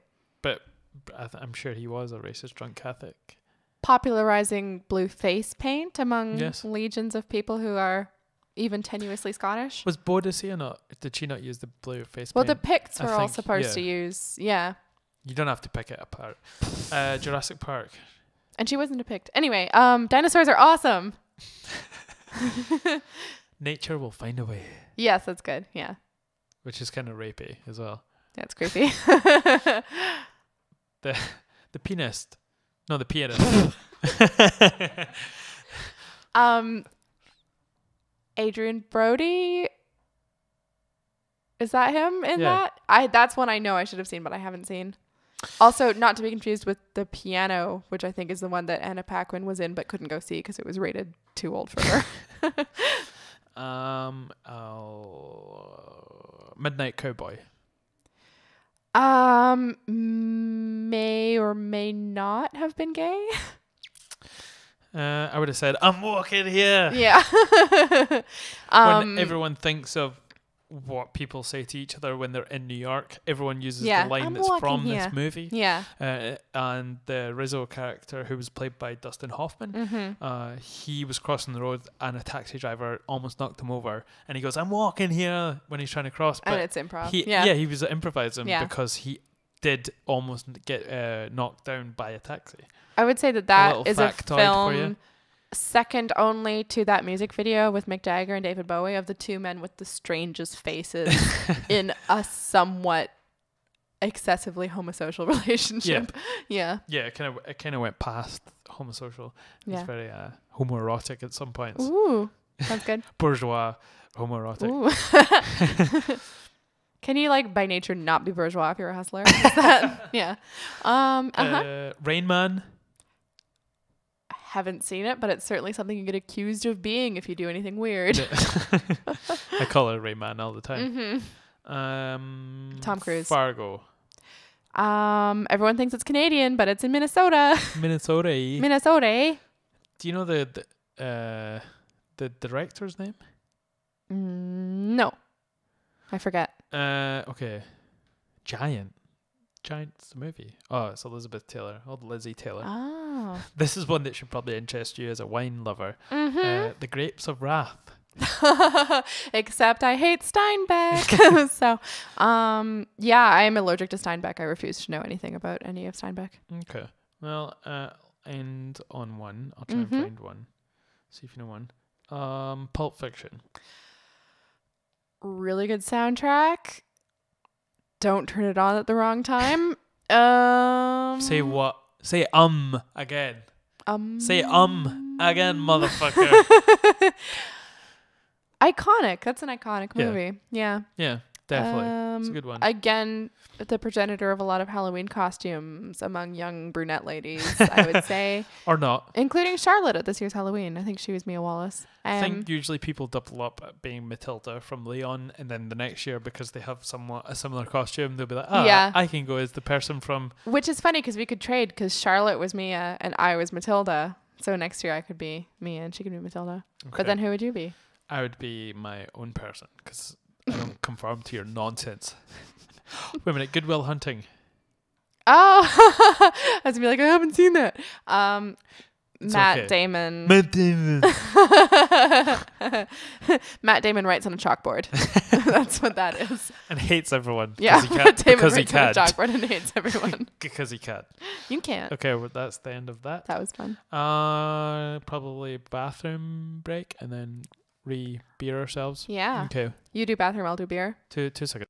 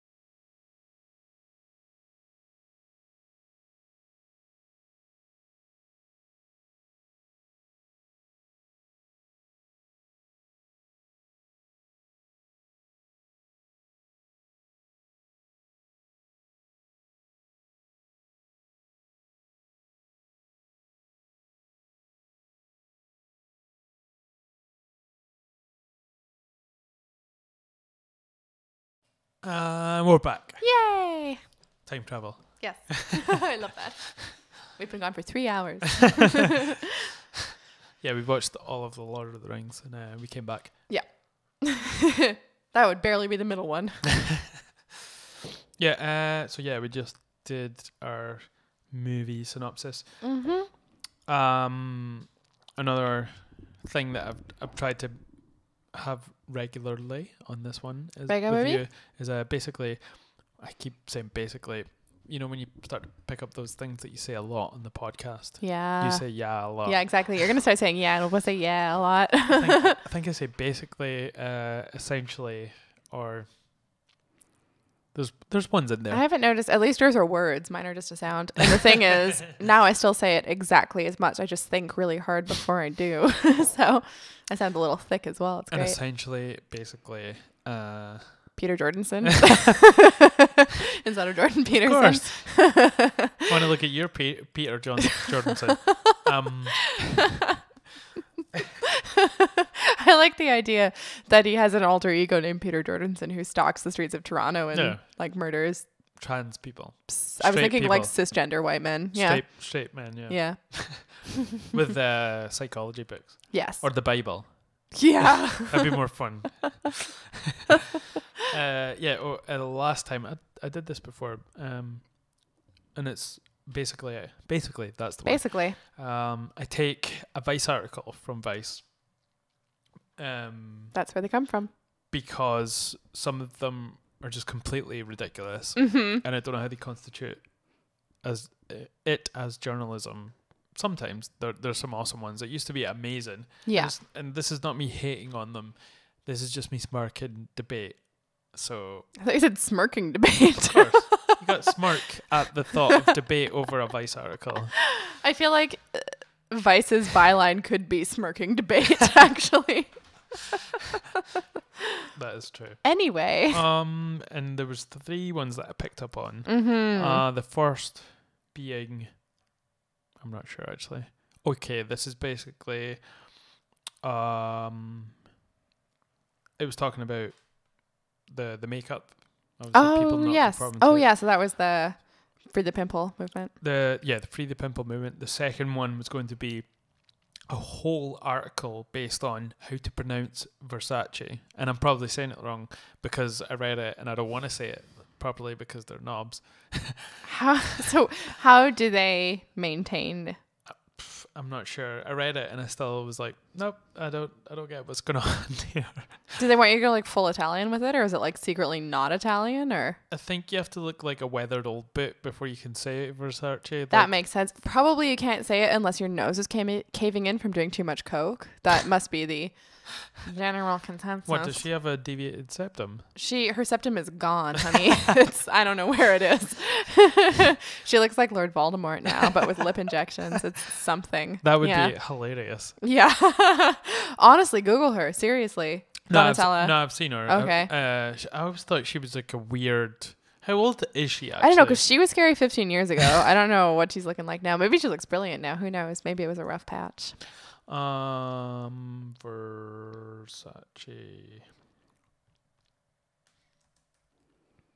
Yeah, wasn't there a documentary series about her brother dying? Yeah, he was murdered. And weirdly enough, I've been to the house he was murdered. She was 63 years old. She is 63 years old. I would have thought. Wow.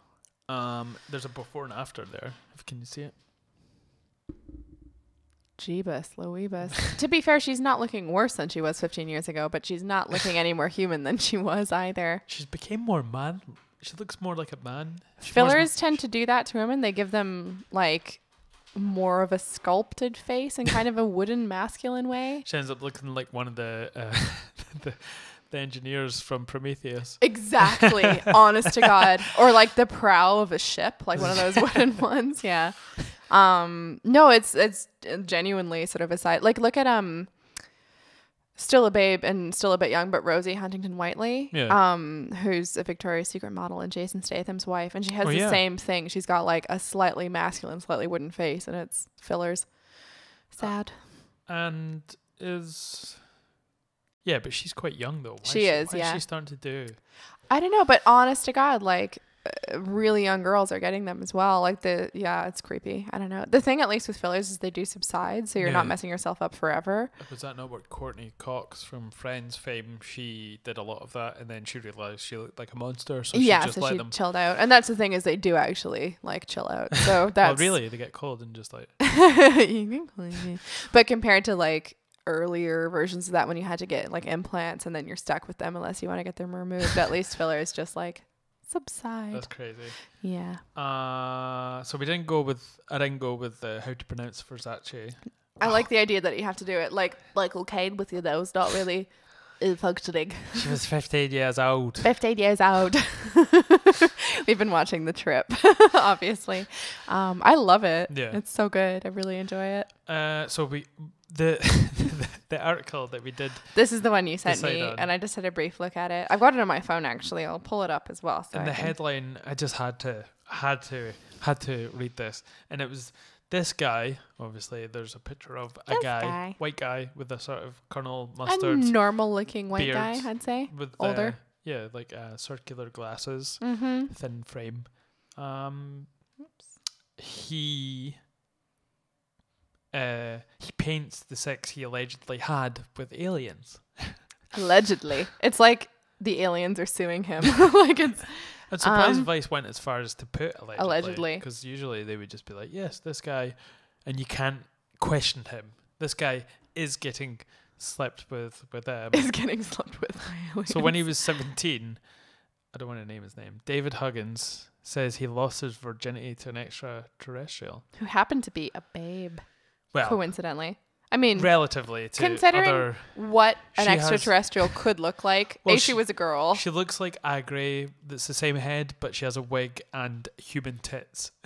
Yes, and a nice blue dress, and she's got like beautiful weirdo bangs, like the short ones. Can't trust the girls with bangs. And I was like, oh, that's nice that only cute aliens sleep with him. And then you scroll down further, and there are like groups of just like normal grays in jumpsuits and stuff, and you're like, oh no, something wrong happened. But some of the images, like, it's funny how they went, why are they floating like bloody alien like aliens? Like aliens. Why are they floating like aliens? Angels. Why are the aliens floating like aliens? Some of the drawings he's drawn is and they all wear the same colors he does in the pictures. I think he just needs to buy more colors from like Michael's Arts and Craft Supplies or whatever. I would say artistic merit, the aliens are all he has going for him. I would say he needs to work on his technical abilities a little bit. There is a phenomena of that they figured out that people who have dreams or sort of memories or suppressed memories that come through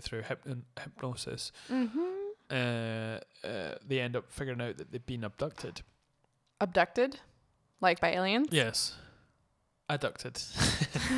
No, abducted. And it comes out and they're like freaking out because this happens, but they were actually starting to figure out that what they're feeling and sensing is when they had been through birth. Yeah. Like when they were being born. They have like repressed. And that sounds like the least the way they hokey to me. The way they link it to is obviously when they're on a table and they're looking up at these massive headed people, the great aliens, and it's in a medical setting, obviously. Yeah. They're prodding them and doing whatever. They're bright lights. And I think generally when people are giving birth, that all the doctors are wearing the masks. Yeah. Are they? So that's why they look like they don't have mouths. Mouses? They don't have mouths? They don't have mouths. No Jesus for us, Mises.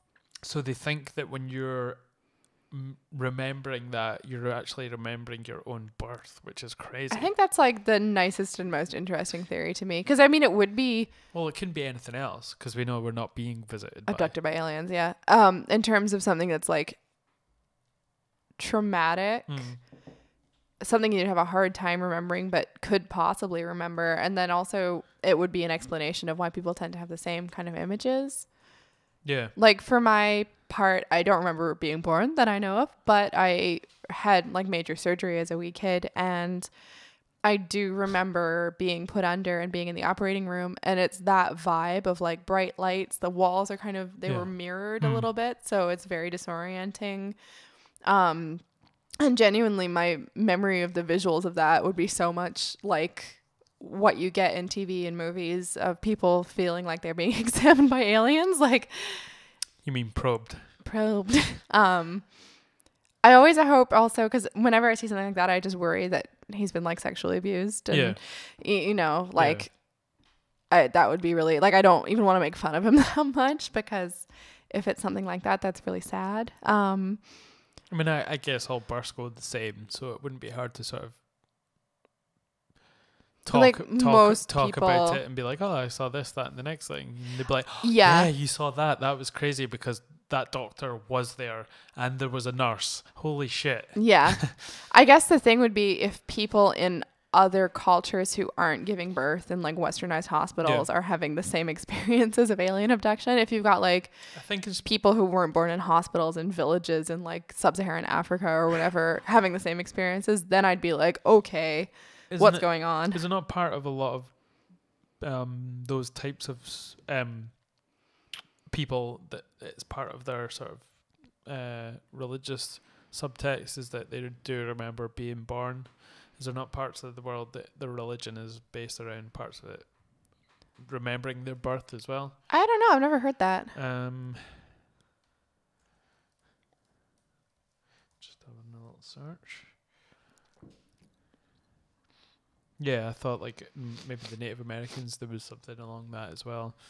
I don't know. That doesn't ring a bell for me, but usually the sort of what they're remembering is the same setting. You know, it's a medical setting with a massive light above you. Yeah. And one or two people there to try and coax you out. Yeah. So come out now. I'd be very curious to hear if people who'd never been in a setting like that had the same like dreams or whatever. Because then I'd be like, okay, maybe something's going on. Well, the people that talk about it the most are people in Western worlds. Yeah, maybe exactly. They've never just taken anyone else seriously who's out with that, you know, in different countries to be like, oh, this is a phenomena that is across the board. Well, if they're doing, good science, they should. Good science. That sounds funny. Yeah, so basically, to get back on the point, this guy paints the sex scenes that he's had with aliens. Yes. But the aliens look ridiculous. The paintings are not good paintings. That's, I wish it was xenomorphs that he was painting. Oh my God, that'd be cool. Yeah. Well, that's just like H.R. Giger. Then that's basically what he's doing, and they're super disturbing, but really good. He wouldn't have this garmless look on his face. He'd be like, oh, scary. Yeah, they're quite like. I wonder what you know how the mouth of the alien, the xenomorphs came out? Yeah, the kaleidoscopy thing. What did the kaleidoscope? Is that right? What did the male xenomorph penis look like? Do you think it came out like that? That's a good question. I don't know, and I hope never to find out. Like a black lipstick. Ew. Like a dog. Oh no. Oh. I feel like it would be really scary, whatever it is. Yeah. Go gadget dick. Yeah. One thing I would like to say is that the documentary about this alien painting dude is called Love and Saucers, and I think that's a lovely name for a documentary. That is so funny. We have to watch it now. Oh my God. If we could watch it on YouTube right now while we're on air, that would be very funny. But we can't. It looks like we could watch it though. Yeah, no, we could. Not while we're on live streaming. No. Apparently he went to art school, which is the biggest surprise to me in this whole thing. Because it doesn't look like he did. So yeah, that's there you have it. It's called Love and Saucers. Check it out. And his girlfriend, who is an alien, is named Crescent. Why does she have such a normal name? I don't know. They always have like slightly not Indian names, Native American sort of like. Yeah, they're always named after like indigo astronomical objects or something. Moon. Yeah. Yeah, it's weird how they're usually sort of they're not named like Roberta. Roberta. Apparently also he's fathered hundreds of alien children. So the Mr. Huggins, Mr. Painter Man. Really? Yeah. Like he has space kids. Space kids. So we better hope that space alimony doesn't come and get him. Well, he needs space cash to pay for space kids. He can't use normal. That's probably. Hopefully, he's selling his paintings to aliens for space cash, so he can pay his alimony for his hundreds of alien babies. Probably like Crescent's like figured out a scam where she can get like space alimony from David Huggins. Yeah. Not if they don't know the concept of what space money That's is. why she has bangs. Yeah. It's always the one with the bangs that are the terrible ones. Cool. Mystery solved. Yes. Space alimony. Space sex. Why would they just have sex on Earth as well? You would want to do it in the upper atmosphere or in space. Well, I mean, I guess Earth is like exotic for them. I genuinely don't get what the focus is on sex. Like, there's so much cool stuff to do on Earth, and like try that, but like have I don't know. I thought the whole thing about Greys is they were sexless. The sort of these ones aren't. Well, they're pretty much female, so he's the one that's penetrating them. So are you saying that being female is tantamount to being sexless? We're gonna be in trouble here. Sure feels like it sometimes. I'm joking, of course. But yeah, like Greys are notoriously supposed to be like evolved beyond having sexual organs. Yeah. Like they're telepathic, and so their mouths have disappeared because they don't have to speak. Mm-hmm. They don't have any sexual parts. They're all androgynous little beings. And when you put like a wig and human boobs on them in an artistic rendition, it's just hilarious. When was the first like depiction of them? Because I remember being a kid and reading, I had a book on monsters, but they included aliens, and they talked about the different like the Greys and stuff like that. And I remember being like, well, why would they look like they do in movies? That's stupid. Like, why would they all look the same? And why would they look like they do in movies? It's silly. Okay. We're getting on to aliens here. Sweet. I love a good old alien. Do you love Crescent? So they're called the bug-eyed monster, and they're reptilians. They're what is known as reptilians. Really? I thought reptilians were different. Yep. Because on Wikipedia they have grouping alleged extraterrestrials similar to bug-eyed monsters, and the creatures are reptilians or extraterrestrials in fiction. I definitely thought the Greys were like a different group to the... They have their country of origin on here. It says predominantly the United States. That is very funny. I think it's a little passive-aggressive Wikipedia edit there about how people who make up aliens are mostly American. Oh, there's a big, massive exclamation mark at the top that says, "This article possibly contains original research." You don't say. Is it written by David Huggins? History. So in 1893 article, Man of the Year Million, the well-known author H.G. Wells had envisioned the possibility of a humanity transformed into a race of grey-skinned beings who were perhaps 1 meter tall with big heads and large oval-shaped pitch-black eyes. Ooh. Wow. He's had so much impact on sci-fi. He has. And sort of pop culture in a way as well, you know. For sure. Amazing. Good old H.G. Wells. He's probably an alien. I assume he was. But he was born in 1866. Yeah, that's crazy, isn't it? And to have something that's sort of seen as futuristic in 2018, you know. Yeah. Like that's just a crazy thing. Isn't it? It's so funny. It's also so funny we haven't like updated that image. Yeah. Also, it's interesting. Do you think it comes down to it was not illustrated in a book, it was just a description, so everyone took that how they thought it would look like, and made their versions of it. I mean, imagine if he'd sort of depicted them in a movie and you'd be like, that looks hokey as shit now. Yeah, and it might have killed it off. That's a good point. Just because he described it in a book, you could make that look as nefarious or ominous or sort of like amazing as you want in your own head. Yeah, it's a bit of a blank slate. Yeah. This one seems a bit more happier than... Oh, he seems nice. I like him. There's a book cover by the Communion, A True Story. You're a true story. By Whitley Strieber. That is got to be a pen name. Otherwise his parents hate him. So it was popularized on that front cover by Communion. Who cares? When was that published? I assume... 1987. Okay. Publisher by Avon. Like the... No, not the same. No, not the cosmetics company. When did like Close Encounters come out? Was that before then? Yeah. Yeah. Yeah. No. might have been early Close Encounters. You're looking it up? Yes. Yeah, because I think it was definitely the 80s. Yeah. But I think it might have been before. Oh, the movie? Yeah. Oh, okay. There was a TV show. Yeah, the Close Encounters came out in the 70s. Oh, okay. So it was Close Encounters of the Third Kind was 1977. Okay. Because they're in there at the end, aren't they? They're not shown. They're just these like sort silhouettes? Of yeah. But you can pretty much tell they're that kind of of course, form. Yeah. Yeah. I assumed they were like larger people, but yeah, you can sort of pretty much tell they're yeah, no, actually they're shown in it, actually. Oh yeah. Yep, there we go. There they are. It looks like you. Oh, cheers, thanks. Yeah. He's got more life in his eyes though. Your little shark eyes. Yeah, I got shark eyes. So yeah, like probably just want to finish kind of roughly on the aliens? No. We watched the documentary. I was going to say let's not finish because we want to talk about that. Yeah. Sweet. I'll have to get the name obviously. A City of Ghosts on Storyville on the BBC. Yeah, so and it's on BBC iPlayer. City of Ghosts. And so everybody in the UK who can at least temporarily pretend to have a TV license can watch it.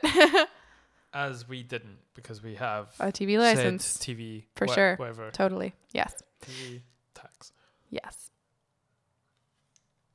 That is so strange in the UK that we have to pay a license to have a fucking I TV. thought that was a joke when I moved over and I was like, they can just come and ask you if you have a TV. What?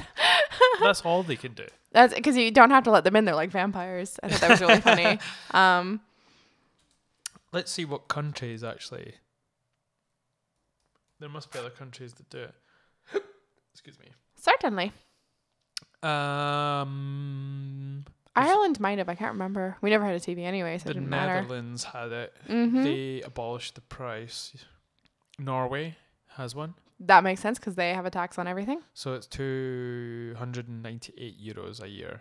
That's quite dear. Yeah, but everything's higher. And then Poland, they have one. Mm-hmm. They have a radio one as well. Really? Yeah. But that if you get that license, it includes the radio. Yeah. Can you get a radio only for a discount? No, you have to pay for it. Wow. Portugal. Mm-hmm. They have a multimedia tax paid via the electricity bill. That's interesting. And you have to pay €33 or the equivalent to a year. Yep. That's fine. That's crazy. Can accept that. That's fine because they have exactly and they have like pretty good like social support and stuff like that. But it's such a strange concept. It is. But at the same time, like all tax is a strange concept. So like, how do you pick? But your tax so it goes towards what you're doing. The TV license is just for the BBC. That's it. Basically that's true. Yeah, that's all it is. Mm-hmm. It goes towards a massive industry that they say because they don't show any adverts. That's why you're charged a TV license, but it's bullshit. And they do show adverts. It's just for other BBC programming. So, getting back onto City of Ghosts. Mm-hmm. It came out last year, and it's a documentary, and it was on BBC iPlayer, obviously. But I don't know why it's only just came out now on iPlayer. I don't know either. Maybe it was on before, and they've like re-aired it, so it's back on again or something. Maybe. Because Storyville is like a running thing they do. I don't totally get it, but they also need a better listen. BBC, if you're listening to this, first of all, yes, we're paying our TV license. Second of all, you need to get a better name for Storyville because it sounds like it's for small children. And it's a documentary that follows the efforts in Syria, specifically Raqqa, which is a city in Syria. And there was a hashtag on Twitter that was around this about trying to get the news out from this place called Raqqa is being slaughtered silently. Yeah.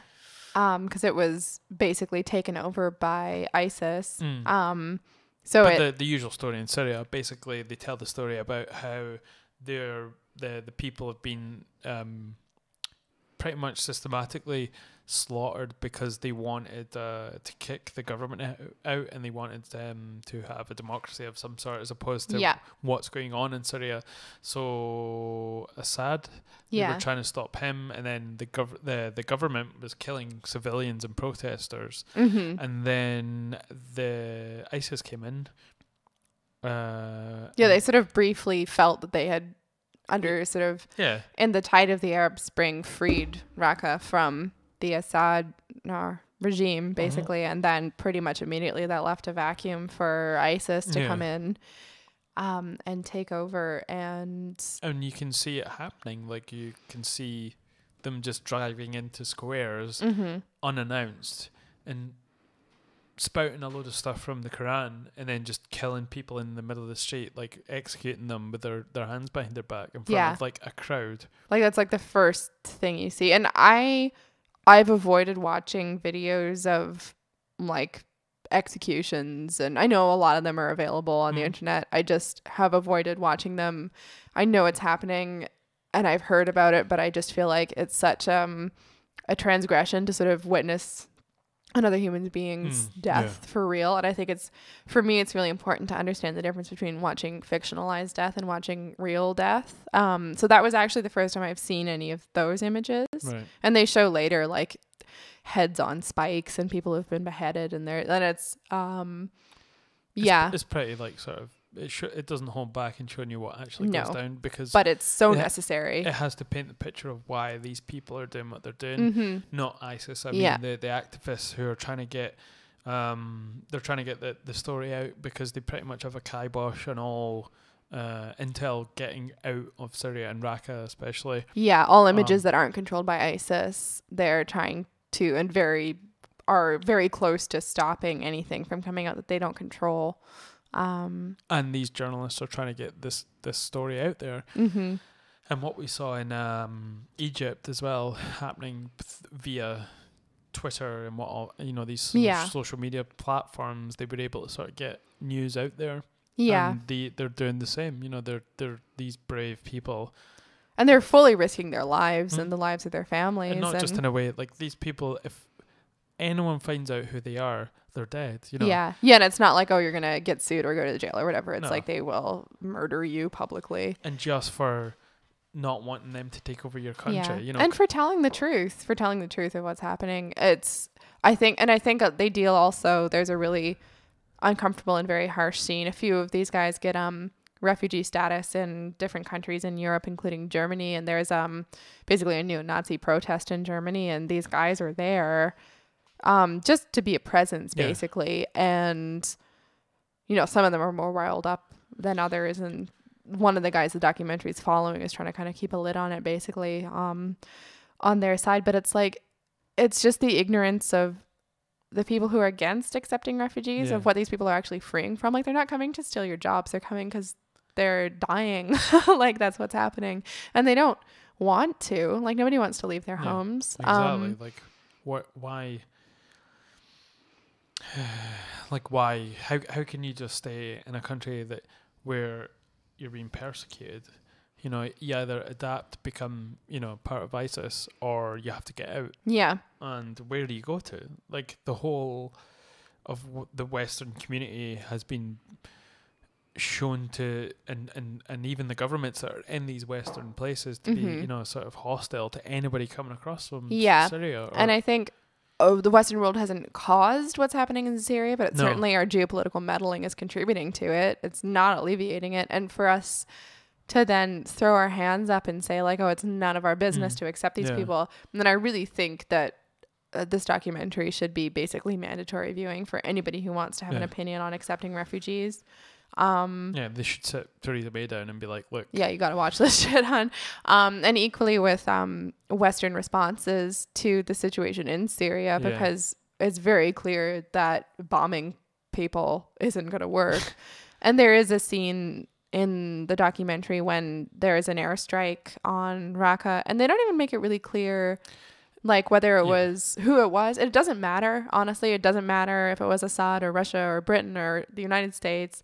It's not relevant to these people. It's not helping them. It's just destroying their homes and killing their families. From one day to the next. Like, you won't know where a bomb comes from from a flying plane, so you're not going to have an absolute clue. That I think they purposely tried to keep it as simple as possible when they were showing you what happened and where each attack was coming from. Yeah. And it shows the sort of how convoluted it all is. Like at every point, Syrians are sort of just being, there's hatred towards them from all points, and it's just hard. Imagine trying to be in that country and just be a citizen of that country when every opportunity you've just been sort of punched into the ground. Yeah, and you can't stay there and you can't go anywhere else. And no. And when you leave and try and better your life, you're just met with sort of hostility as well. Yeah, it's so sad. And I think it's something that, it's been in the news a lot, and people have a hard time. You get sort of almost closed off to things because there's so much horrible stuff going on that you don't want to have to think about sort of how people are feeling and the circumstances that have led them to where they are. But it's important to have that kind of refreshed and to remember that these things are still absolutely happening. They're not getting better. I think that's the first sort of anything I've seen of footage coming out of Syria. Yeah. And especially I think me too. I've seen a few wee clips. Of just the citizens. Yeah. Like this is just the people that live there and want to just have a normal life. Yeah. And this is, if it wasn't clear in us talking about it, it's a documentary that's made by guys who are from Raqqa, who are just like collecting like cell phone footage and like phone calls, and it's all on the ground accounts, which are of course incredibly difficult to get out at this point. It's not some news crew that they tried to do to sort of stop them from doing anything. Like ISIS went round and smashed every satellite. All the satellite dishes, like if you didn't have a smash satellite, then you were seen to be as a traitor. Yeah, and they're calling them like spies. Yeah. And and it's not like, oh, you're going to be in trouble. And it's like they're going to shoot you. That's posting propaganda on the television, like I assume it's a local television network, but still, like naming people to stop what they're doing, or they're going to face consequences. Yeah, and calling out people's families. One of the guys in this documentary who's making this documentary, and he's a quiet guy, and he's mainly a photographer and like videos, and they find his father and ultimately his brother as well, and they execute them, and they video it, and he's able to see it as well as with his younger brother who's there with him. And it's just crazy to see, because it's not like intimate, like you don't learn that much about these guys other than kind of their personal some things about how they kind of comport themselves and stuff like that. You don't know like what music they like or anything like that. Yeah. But you do see them as, people you could know, as opposed to like things happening to people far away. And I think it's so easy for us to kind of other people and be like, well, this is a terrible thing, of course, and it's very upsetting, but it doesn't really impact like my community. But it absolutely does. It's such an important piece. I can't reiterate that anymore. It's just it's definitely something that it's put in a format that's palatable for anybody to understand it, regardless of your thinking on the situation.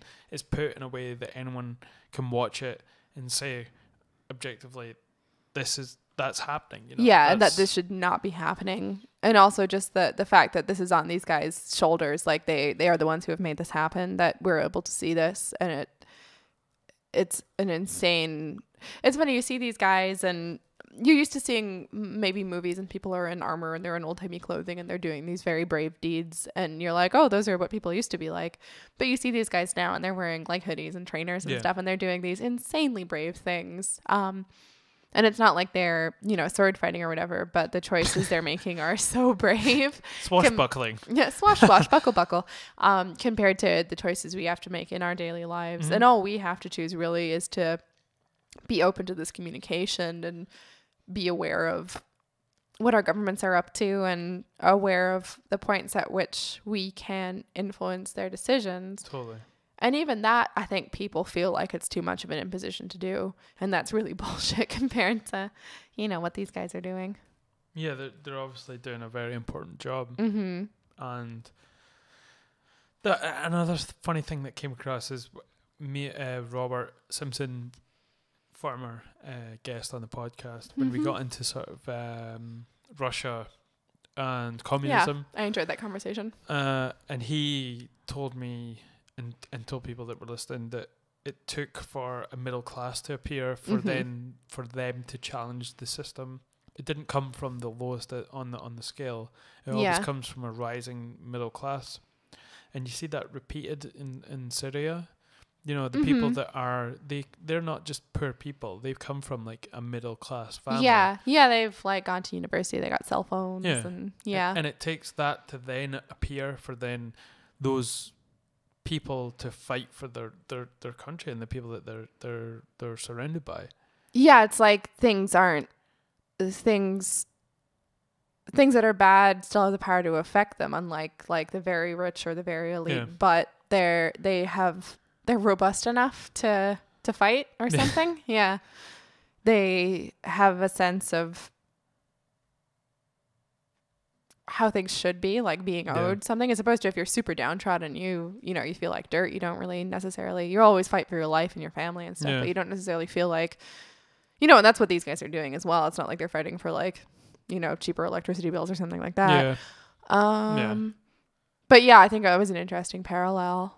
Yeah, it was awesome. And I went on a sort of wormhole deep dive after watching this, just for seeing like other points of view on the Middle East and just Muslims in general. Yeah. And obviously all these guys that were in the documentary, the first one, they were all considered themselves Muslim. And it was good to see a different sort of image of that, as opposed to just ISIS strolling around shooting people in the back of the head. Super extreme. It was just day-to-day people, doing their thing. And there's a couple of documentary episodes from the same director, and it's Dia Khan. She's a Norwegian-born. So not the director of this, but the director of these two you're going to talk about. Yeah. When I went down this wormhole, there's two of her movies on Netflix, and she's a Norwegian-British film director and a human rights defender of Punjab and Pashtun descent. Cool. She's the founder and a CEO of a production company. But she's done, what was it? The one she's done on Netflix. I'll get the names of them. There is a Something Enemy one. She said helpfully. But there was one where I think the title of it is called Meeting My Enemy. Yeah. And she went over to America, where there's a far right movement happening, and she interacts with the old KKK members, and she interacts with the new alt-right, and the KKK are just disenfranchised teenage boys and men who had poor upbringings, and she shows the difference between the new alt-right, which seems to be like an upper middle class, and even upper class. Yeah. Upper class. Fancy fuckers. She shows that there's a difference between what's happening now in America from what used to happen. It used to be just a bunch of angry, disenfranchised youths. Yeah, and that those youths are now old. Yeah, and they totally regret what they've done. Yeah. There's people who were deeply in it, and some of the most violent representations and representatives of the KKK, and they just are now working with people to sort of make sure they don't go down that road. But then, because of what's happening in America with Trump, that's kind of a road to this alt-right that's rising, and sort of supremely racist upper class people that think they're just better than a lot of people. And she's brilliant. She shows the sort of like the differences, and really, really fleshes out what's going on and what has happened in America. And but she does it in such a simple way where she doesn't have to go into great detail. And she's a brilliant director. I'll try and get the name of it so people remember. Yeah, I'm really curious to see that. I think, you hear, and it's the same as these young kind of new. It's called Meeting the Enemy. Meeting the Enemy. And it's on Netflix. Netflix too. And And she did a documentary in 2015, which I also watched, which was The Jihadis, and it's the other people, I think. And it's about jihadists rising up in the UK and where their hatred stem from. Yeah. You know, it was kind of similar to the KKK, where it was just these people that were fighting for Muslims, but she was able to show that the people that are in ISIS, they're fighting more often than not against other Muslims. Yeah. And the old sort of jihadists were like, it's not what it's supposed to be about. Mm-hmm. And they just get totally fried by the whole thing. And she does a great job of showing the whole all the sides of the coin, you know. I'm really curious to see both of those things. I think it's like maybe as Western, you know, sort of ethnically Christian, if that makes any sense. People who demographically, whose like families were Christian and stuff like that, even if we're not now, it's easy for us. Jihad, A Story of the Others is the other documentary. Cool. Yes, sorry. It's okay. I don't know if I remember what I was saying. Hurry up. What were you going to say? Oh, that it's easy for us to maybe see weird, sort of even very small and technical differences in different flavors of Christianity. But it can be hard as outsiders to see that in Islam. Yeah. And so it's really good. Like, it sounds like it'd be really good to get something that's not like a think piece by like a Western sort of white author about what Islam means to different groups of people. And this director, she's a woman. She's a feminist as well. She identifies as a feminist, whatever that means. And she means we like femins. And she's also a Muslim.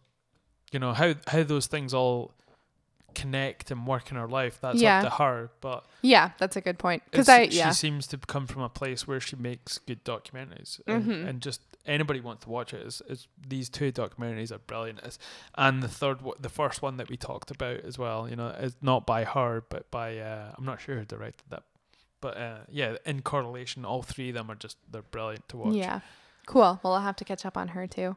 I think what was one of the things that they were talking about in one of the documentaries, and it was just sort of chilling to hear people talking about how they want to bring down America, you know, and a young lad that they're trying to stop becoming a jihadi, and he was like, I don't care about all this sort of extremism, but I do want to see the end of imperial America, you know, like this empire that's happening, and just for everything that they've done to civilization. Yeah, it's basically revenge, I guess. I couldn't help but I know what you're saying, you know. I don't want to kill anyone, but I know what you're saying. Well, I'd say like it's gonna take care of itself, buddy. Like it's it's on the way out. Another thing that was in this documentary that was the jihadi, the story of the others, and it was about sort of some everyday Muslims that they have on there in the UK. And whatever you think of everyday Islam, I don't care. Like this is just people that they're using as examples, as to say, look, you know, these are just people that interact. And they talked about how growing up as, I think he was a Pakistani Muslim, and he was like, he had expectations for his life, but they didn't correlate with, obviously, Muslim family units are heavily respect your parents, don't dishonor them. That's a huge thing. So generally it's a very sort of a lot of tension happens in those family units because you want to do something with your life and your family has different expectations. But there was a point where he was like, why couldn't I do all these things? Like, why do I just expect to, like, the highlight of my life will be to own a corner shop, marry young and have kids and do this? And it's like, why can't I be prime minister? You know?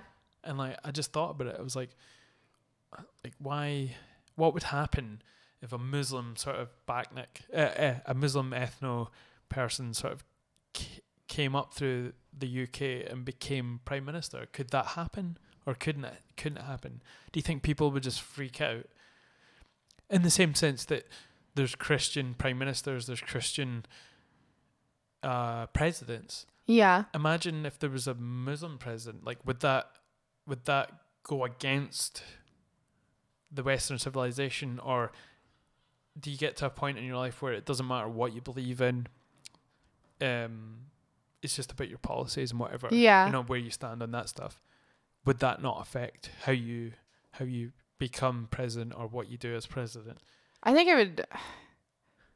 Because what's stopping someone to be a Muslim-born, well, not Muslim-born, like someone who is a Muslim to be prime minister in the UK? I think really vaguely racist voters is what's stopping them. I know what you mean, but I think the obstacle would be definitely voter perception way before it would be anything else. And I don't think politics is in such a weird place in terms of faith, because I think in the States in the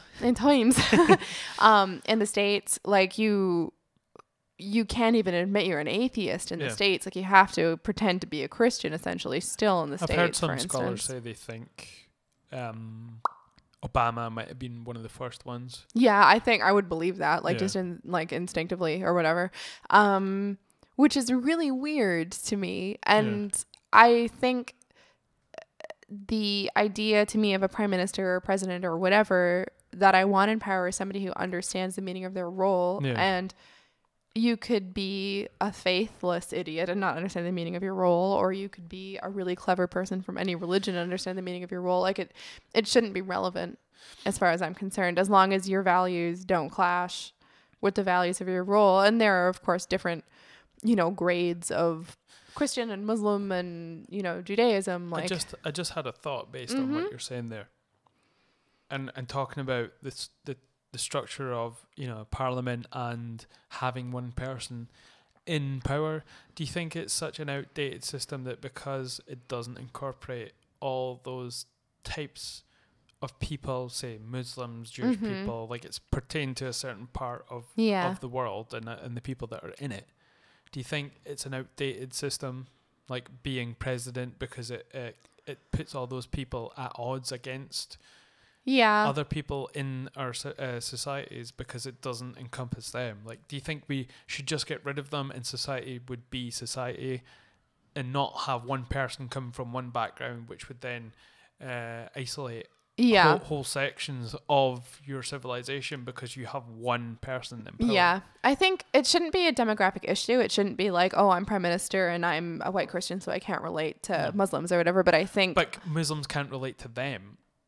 Either way, I think that there are a lot of reasons why it's outdated, and I think it's a system that was, even if it's meant to be secular, it was still it's still a Christian structure essentially.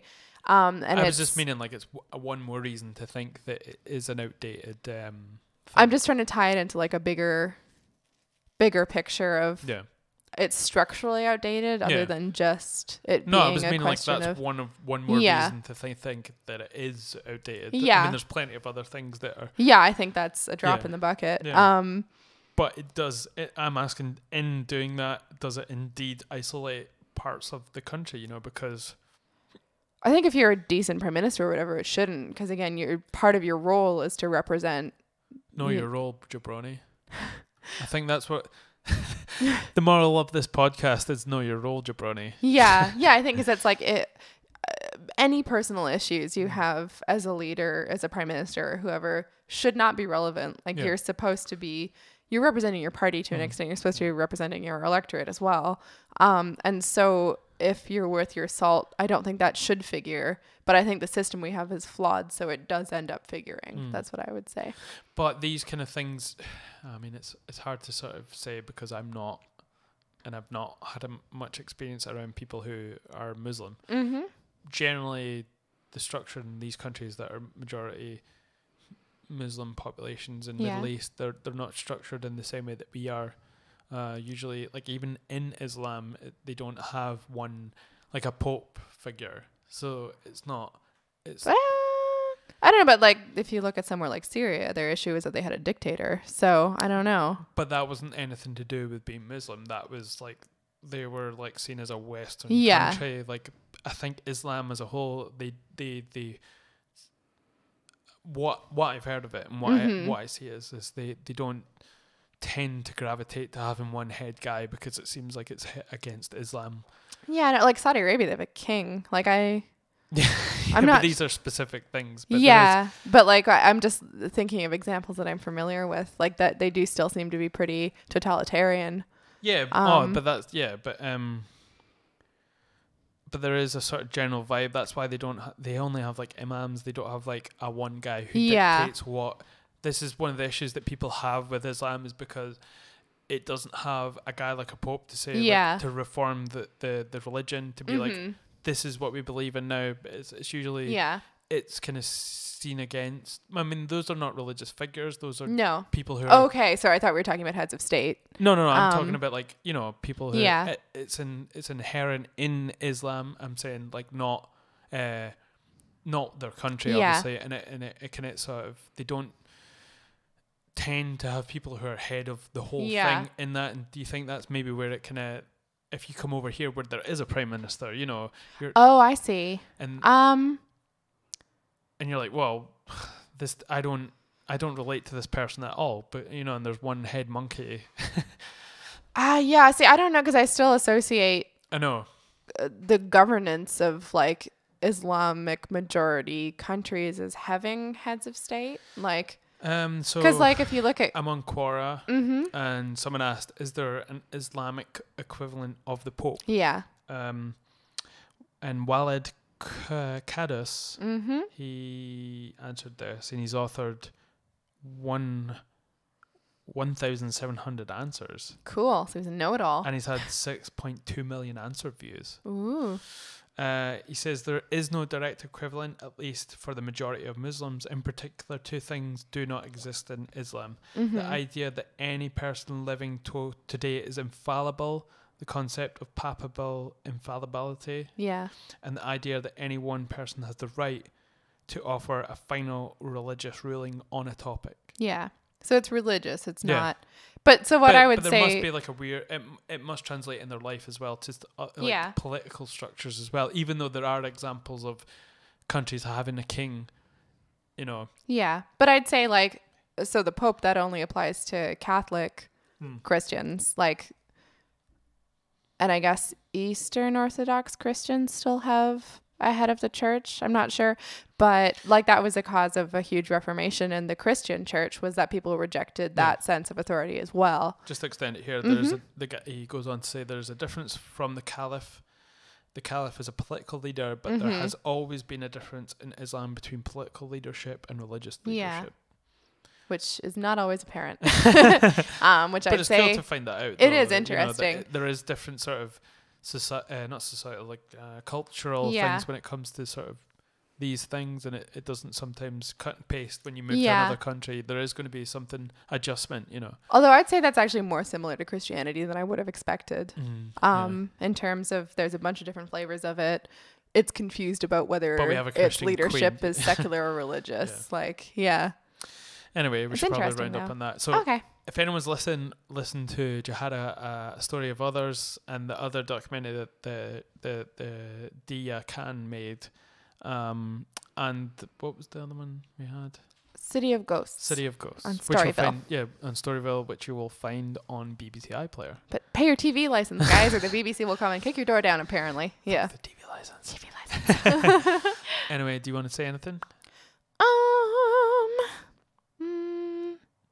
No, I'm good. Well, when you get your wine podcast, that's a work in progress. Okay. I've had a structural change in terms of how I'm gonna do it, but I'm working on some ideas, and Okay, so watch the space for Laura's podcast, because my young Jamie is definitely gonna be Darren. So, I mean, IAMKP. No, IAMKP. You are KP. Somebody's KP. Anyway, thanks guys for listening and watching on YouTube and also Facebook. Which is quite new. Cool. This is like the second time I've been streaming on Facebook. Seems to be quite good. A few people have been watching live and asking some questions. Oh, really? Generally just people saying hi. Oh, hi. Who says hi? I think they're just testing to see if it works. Some person said hi. I should stop my whole show just for them saying hey. Well, should we not? Oh my God. Should I name and shame? Yeah, do it. It is Matthew. Is it my Matthew? Your what? Well, like the Matthew I work with. Oh, you hussy. Oh, you're a hussy. Yes, it's your work friend. My work husband. Anyway, we should probably end that. Thanks again for listening, and I will catch you guys next time. Thank you for having me on. Enjoyed as always. Peace. Arrivederci.